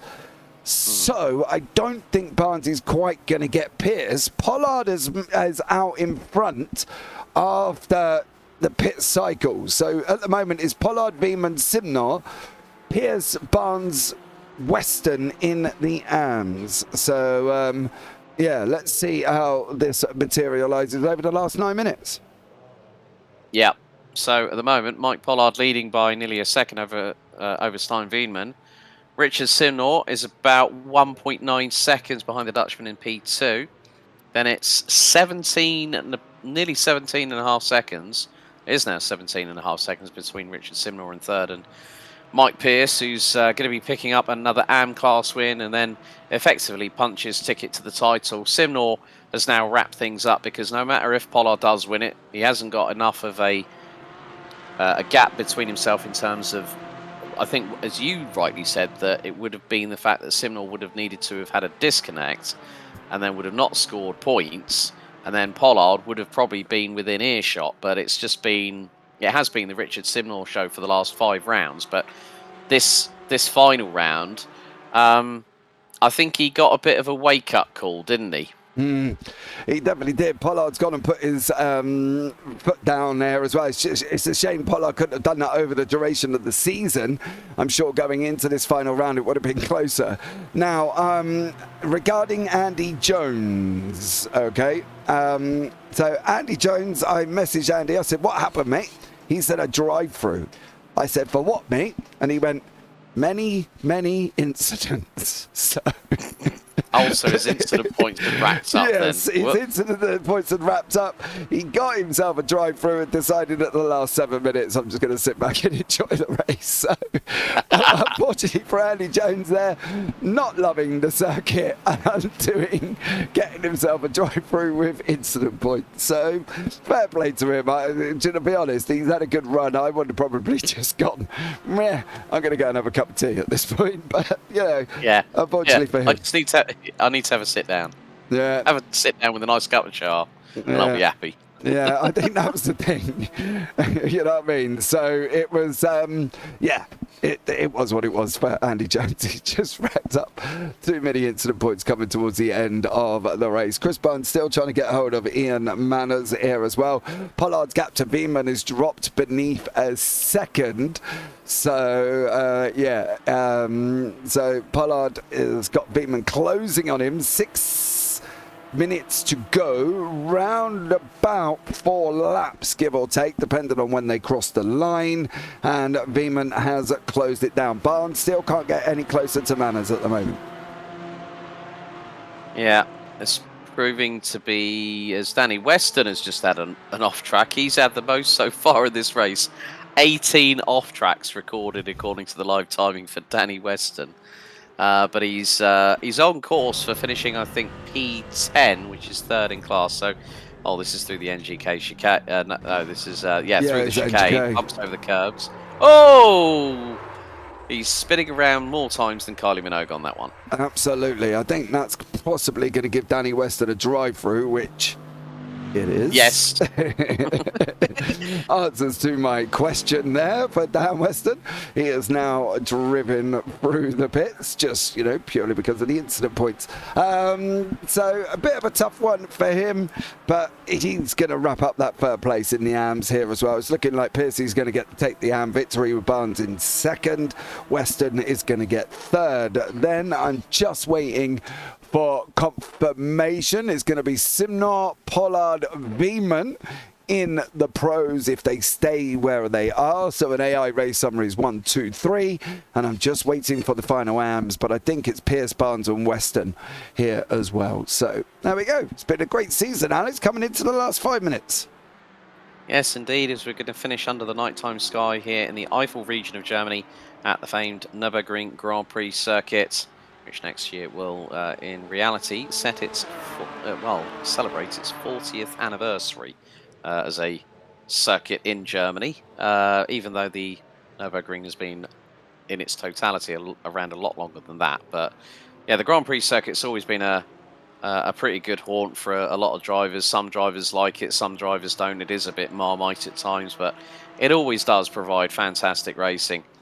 But yeah, I think it'd be a good way for Mikey Pollard to round off the end of the season. But folks, with under 4.5 minutes to go, the gap between Pollard, Veerman and Simnor is 1.3 seconds, and it's starting to close a little bit here. It definitely is. Well, final confirmation of the AMs, as long as everybody stays where they are, is Pierce, Barnes and Weston. Barnes will finish 36 points back from Pierce, which was pretty much the same as what they were going in, I believe. I don't think there was a massive difference between the two of them going into this. I think that was actually the gap. Pierce was on 536, Barnsley on 509, so give or take, they're pretty much stationary, stagnated each other over this race. Simnor is trying to chase down into Veerman. He's going to make a race of it for the last 3 minutes. Bit of information of Rob Williams why he missed the start. He was actually texting somebody at that moment, so he missed the start because he was on his phone. But not going for a quick comfort break. No. No, he'd already done that. He was just on his phone and completely missed the start. I guess the text message was important. So, Simnor's closing on Veerman, coming through the chicane now, as we've got 3 minutes on the timer to go. So 2 laps remain of the second season of the JPB GT4 Championship here at the Nurburgring. We ride with Richard, with Stein Veerman. Yep, it was Richard Simnor for a moment, who's now started flashing lights going, "Cooey, Stein, remember me." Yeah. And Veerman was the quickest out of the trio on that one. Yeah, would it be... If there was a Simnor... go on, sorry. Yeah, Veerman just set an actual personal best, but Simnor was quicker than... Well, I mean, Simnor's got that gap down to 3:10, so... And he was always chancing it through the exit of the Mercedes-AMG arena is Simnor. You can't keep a good man down, but it's now starting to allow the gap between Pollard and Veerman to expand to about 6.5 tenths. So no matter what Simnor does, unless he goes for the old Hail Mary. Which would be pretty crazy. Yes, and I mean, he's already been on the receiving end of some Skittles action earlier on in the sprint race earlier on. Started from Mikey Pollard. Yes, and you're a bit brave there, Mr. Simnor, around the outside of Dunlop. Oh, dearie me. And Veman just went, no, I'm sticking to the inside line. There's not a dickens you can do about it. No, Veman got his elbows out there as well. Little hip check from these two. This is the action going into the final minute 33. Veman well on the defensive, mind you. I'm not going to lie. He was... be careful. Defending hard there as we're on just above the front windscreen of Richard Simnor. Looks like Rachel Hoff's had a little bit of a moment as well. So unfortunately for Rachel there, little bit of a rough one, but Simnor now trying to go on the outside. There is Veman. No, just please no. Don't do it. No, I just saw that happening. What happened in the sprint? It was going to be chaos. Well, that's the second lap in a row that Simnor's tried to do that on Veman in the same part of the circuit. But white flag out for the final time as Mikey Pollard leads the field onto the final lap of the second season of the JPB GT4 Championship here at the Nurburgring. Simnor, what's he going to try and do? He's possibly looking to the outside going into Yokohama, trying to get the crisscross on Veman. This is going to be very, very close indeed. Their line astern coming out of the corner. Veman defends. Simnor right on his exhaust pipe at the moment coming through the Mercedes-AMG arena. Looks towards the outside, trying to get through. Is he going to try and chance it into turn 4? Has to back out of it very, very slightly coming through the exit of the AMG arena. And that has pretty much given Mikey Pollard a 1.3 second advantage as he is on the 22nd and final lap of the race and also the final lap of the season. Yeah, he's done a good job. For Pollard, he never gave up. He could have just conceded the championship early on, right? Simnor had a massive gap going into the last 2 rounds. Pollard could have just said, no, I'm not going to bother. But he didn't.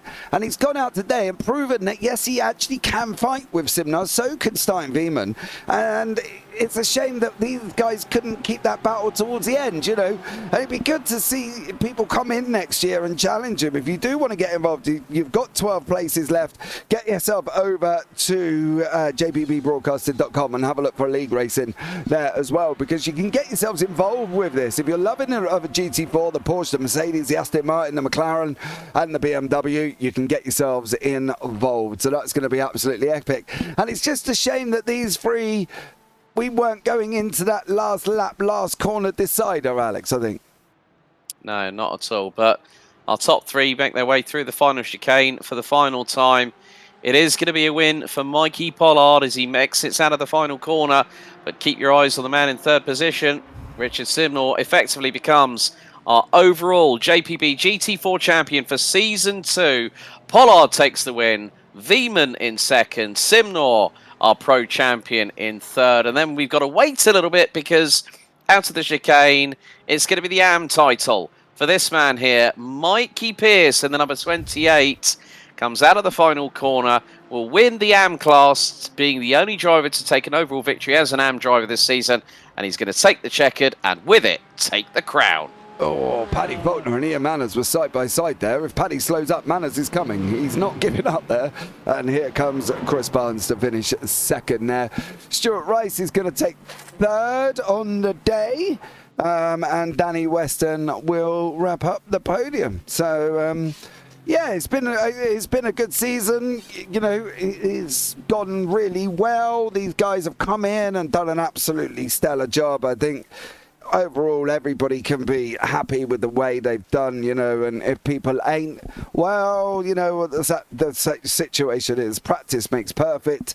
Go and get some practice in. That's what the AI Race Summaries top 8 do every single week. So it just goes to show that practice does pay off, really, Alex. It does. If at first you don't succeed, try and try again. Here's Stefan Mellis. We've seen some great flashes of brilliance from the man who's also a DJ. DJ Bounty Hunter makes his way towards the final corner and will take home 13th, 12th position. Great result for the Belgian at the end of the race, but yeah, it's been a fantastic season. I've really enjoyed being a part of the commentary team alongside yourself, JP. It's been an absolute hoot, and what a circuit to close it out on. Yeah, absolutely. Well, here are the final results of the season, Alex. So, Mike Pollard takes the win by 6.5 tenths of a second ahead of Stein Veeman. Richard Simnor, your pro champion for the JPB GT4 Championship for Season 2. Rounds out the top 3. Mikey Pearce also takes the AM class for the AI Race Summaries Jesse team, with Paddy Faulkner running out the top 5. Ian Manners for the AI Race Summaries.com Lucy team takes 6 ahead of Triple P Racing AMG's Chris Barnes, who is our runner-up in the AM classification for the championship standings this season. Tom Weston from DCW in 8th, ahead of Derek Crowther from Blade Designs. Stuart Rice from Triple P Racing AMR rounds out the top 10 ahead of Danny Weston, Stefan Mellis, Richard White, Rachel Hoff, who was, I think, the last of our runners that made it to the checkered, ahead of Andy Jones, who retired with 6 laps to go, Michael Seal and Robert Williams, unfortunately retiring, as did Stuart Gibbons on the opening couple of laps of the race. But I think, James, I'm going to hand back over to you, buddy, because you've got some interviewing to do, my good man. Yeah, we're going to have a chat. I'm going to start off with Mr. Chris Barnes, who clearly I've just caught in mid-conversation there, as he's the man that finished second in the AMS at the end of this season, 36 points back. He's done an absolutely stellar job. He never gave up. He was always going to be in the fight. He was almost Frank Bruno-esque against Mike Tyson. Well, actually, Frank Bruno ended up on his butt, but Chris Barnes didn't do that. He did finish in second place. Chris Barnes, welcome in, dear sir. How are you? Yeah, good, mate. I'm good. How's you? I'm all right. Sweet. I'm very well. You know, how's your season been? It's been a good one, mate. I've enjoyed it. Okay. Yeah. Chris, that was the shortest answer I've had ever. Are you lost for words, mate?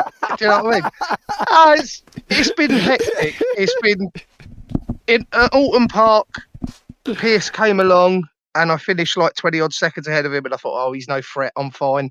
And then I found out through Discord that he'd taken tyres, and it was like, oh, okay. And then from that point on, he's just handed me my, as you say, and it's been a great battle with him. But I was also having some great battles with some of the pros as well. So yeah, it's been a good laugh, mate. Thanks, mate. That was a bit of a more of an answer. There you go. It didn't quite stop me there because I was like, okay.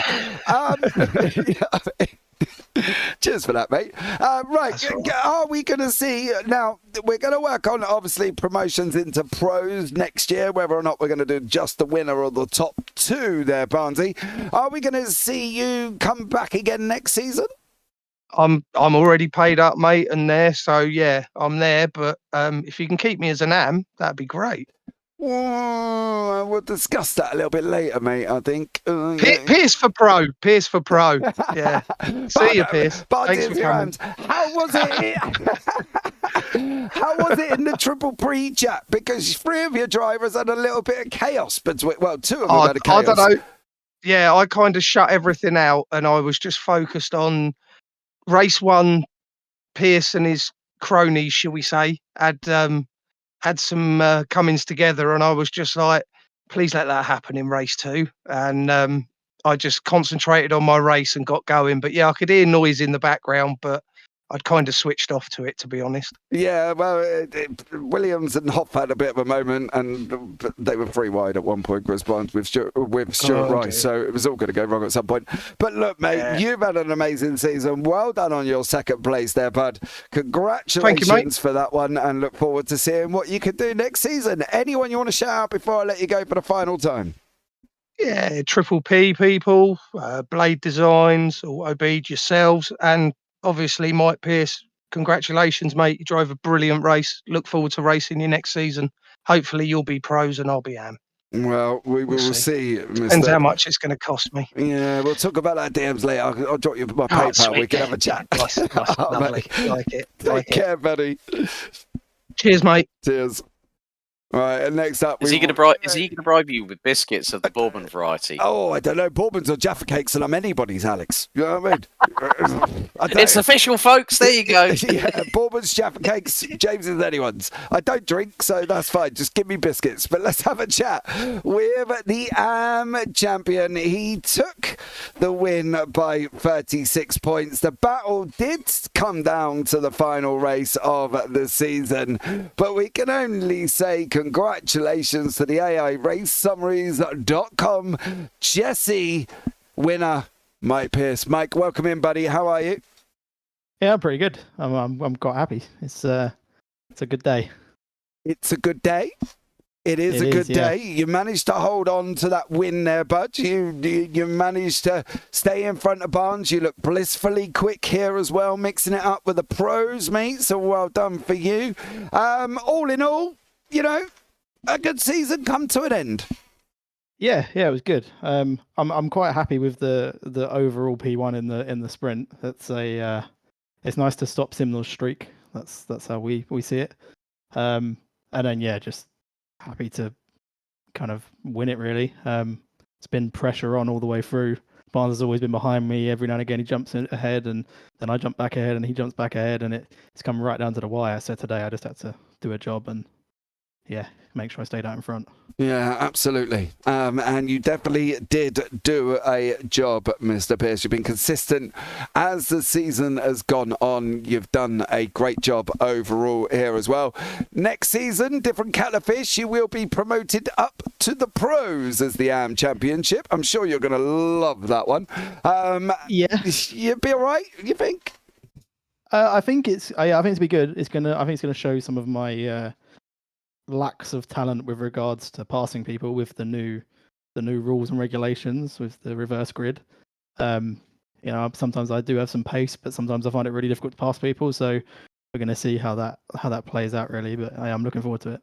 Yeah, definitely as well. Well, mate, well done to you taking that victory in the AMs there, buddy. Congratulations. Anyone you want to shout out before I let you go? I guess it's really soppy, but the team really. The reason I'm as quick as I am is because I'm been practicing with them and learning off them and just taking as much as I can. I'm a better driver from the start of the season to the end of the season, so definitely the team really.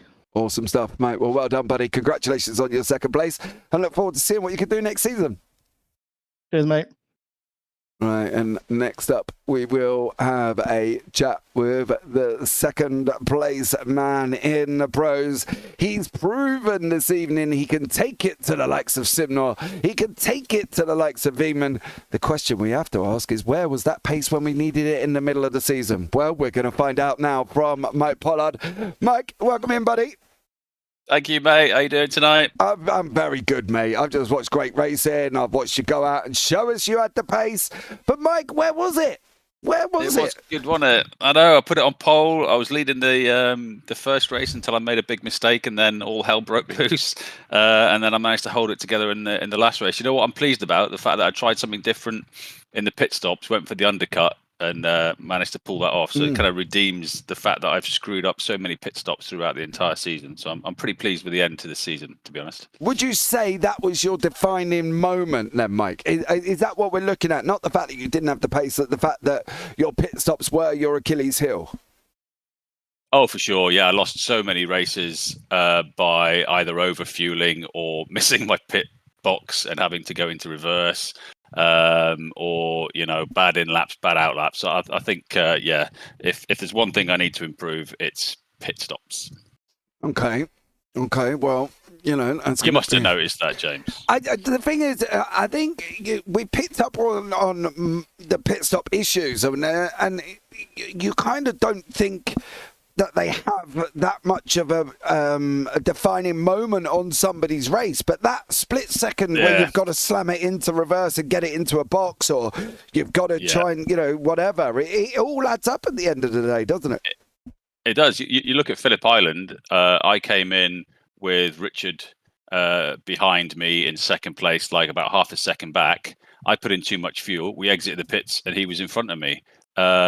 Similar thing in Suzuka. We came into the pits together. I overshot my pit box, had to go into reverse. Came out, I was like 2 seconds back. There's several occasions where I just did stupid things. But next season's going to be different, right? Because reverse grids. I think the pit stops they'll be less important. It'll be more about getting past the traffic and not dying. So I'm looking forward to that. Yeah, it should be definitely a good one. Couple of night races an hour long as well next season. So there's going to be a lot for you guys to kind of challenges, shall we say. There'll be more to think about. There'll be multiple pit stops in those hour-long races as well, right? So yeah, it should be 2. Yeah, exactly. So probably just check that auto box, to be honest. Yeah, I would probably use crew chief, mate. I think that That's true.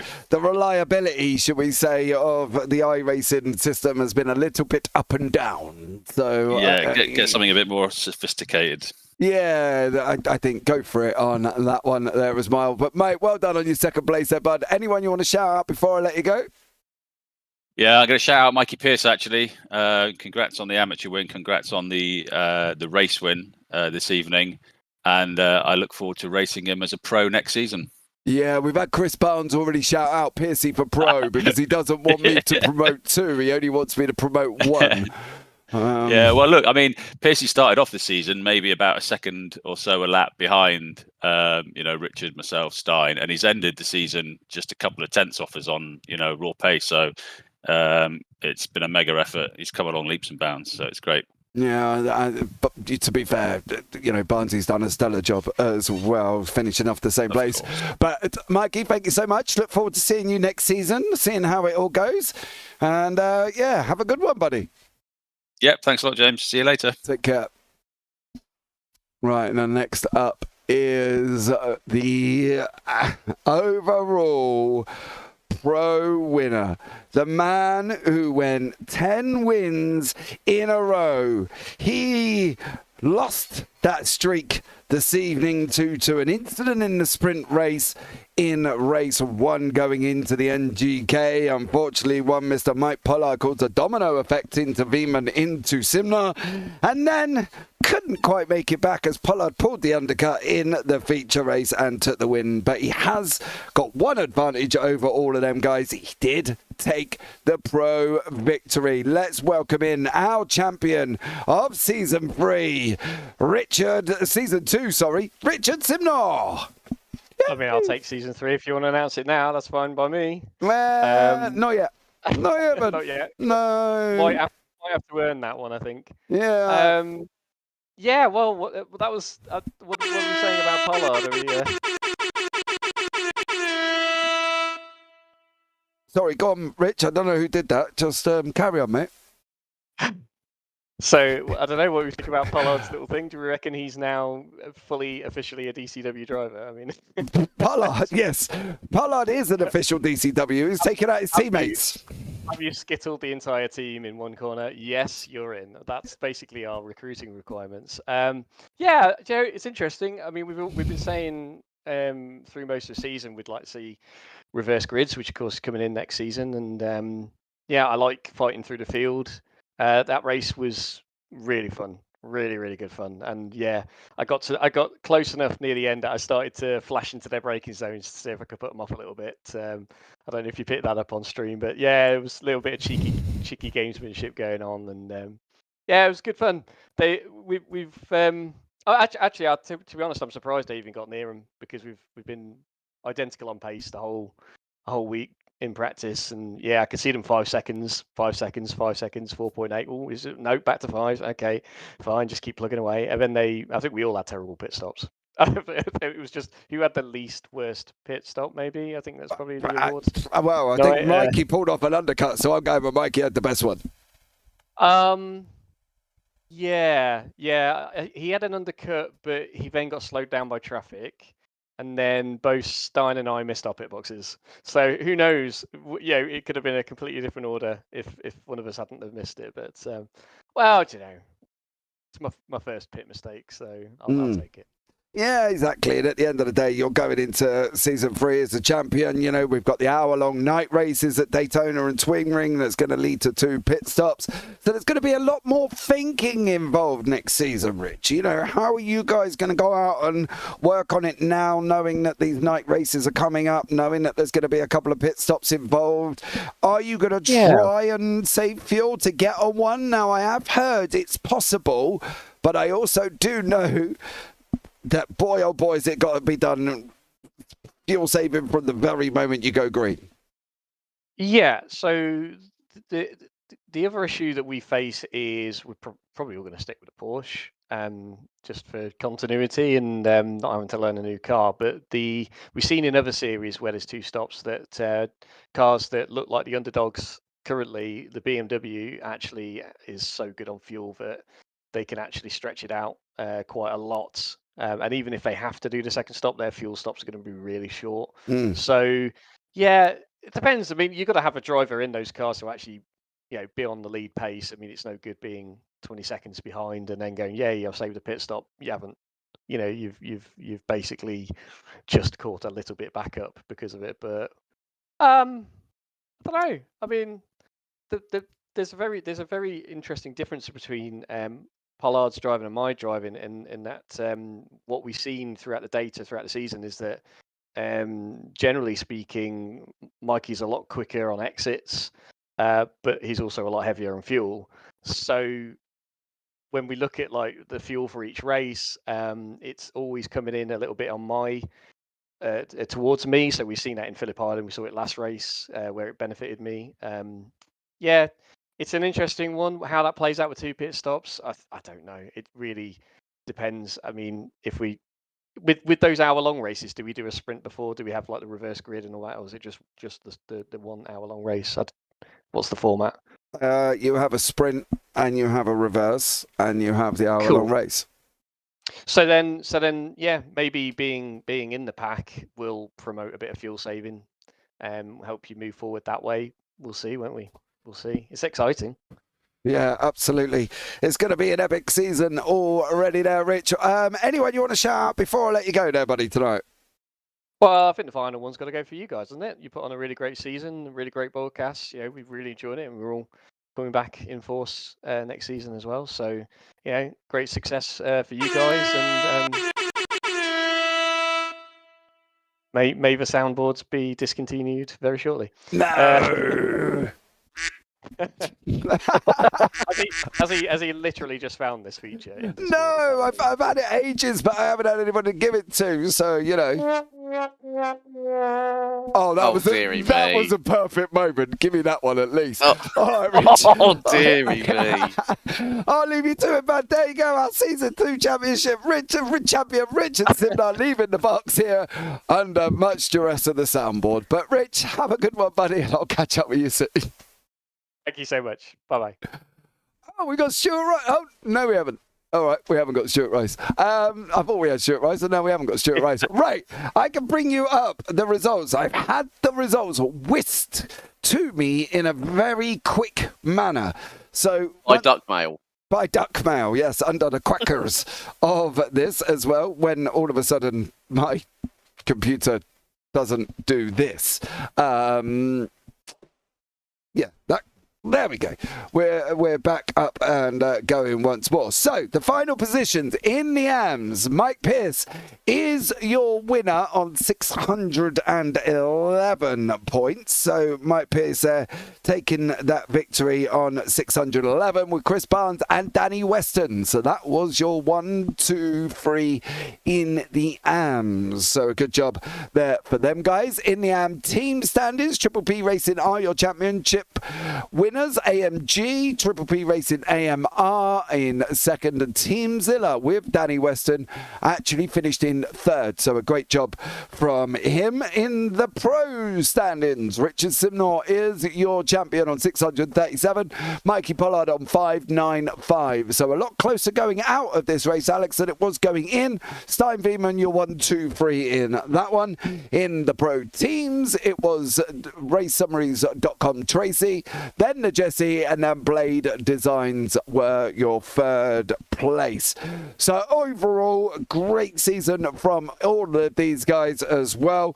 And the pro standings finished a little bit closer than they were going in, 42 points, considering it was, 60-something on the way in, I think. Yeah, it was, but I mean that just goes to show when the mean pinball was played by Mikey Pollard on the first race of the night. It just goes to show that you can have a win streak like Richard Simnell did, from round 5 right up until last time out at Sebring. 5 rounds on the bounce where he'd won 5 sprints, 5 features, amassed a gap, but Mikey Pollard had to try and do everything he could. Of course, it's not always the greatest way when 3 go into 1 and the one at the back causes the domino rally effect, which is what we saw. But, it's part and parcel of sim racing. But it's been an epic 10-round championship, and I'm glad to have been around for all bar one of the rounds alongside yourself. But, folks, still more action to come up on JP Broadcasting this week. Tomorrow we've got round 9 of season 4 of the Radical Race Series at Jerez. We've then got round 7 of season 2 of the JPB TCR American Tour from Virginia. And then we've got the final round this coming Saturday of the Virtual World Sports Car Championship, the 80 Minutes of Bahrain. Also got sim racing for simpletons at Belle Isle, round 4, and then 2 more races to go to round off the week, which will be round 3 of season 1 of the Premier Endurance League, GT3 round 3 at Road Atlanta, and then everyone's favourite Formula 3 series here on JPB. It's IGP Fun, round 9, season 4 at Sebring International Raceway. But mate, I have to say, we have to give a big old shout out to sim racing community. Absolute diamonds for backing this GT4 Championship, which has been an absolute hoot to commentate alongside yourself, mate. It's been an absolute pleasure as always. It definitely has. And Alex, it's always a good, you always end up having fun when you're commentating alongside friends, which makes it a lot easier for us both to do our job there as well. So thank you obviously for you for coming in. It's been a pleasure as well. And thank you to all of you in YouTube chat here as well. Austin, an amazing. Thank you so much for coming in. Phil, Ria, John Brown, Handsome Stew, Callum Milam as well has popped in, and everybody else over the season that has come in and said hello to us here at JPB. But guys, for the final time this season, don't forget, if you want to get yourselves involved in Clios, in GT4s, in BDLV, the Big Dreams Little Voices, where we have kids in the booth with me, get yourselves over to jpbbroadcasting.com and have a look at league racing. Or if you want to get some merch and you need a Christmas jumper, head over there as well, because there is a Christmas jumper on there. There will be one more going up later on today as well. So for the final time this season, I've been James Parfitt alongside my good friend Mr. Alex Goldschmidt, and as always, take care, have a great week, and you never know, we might see you on the track next season. Take care.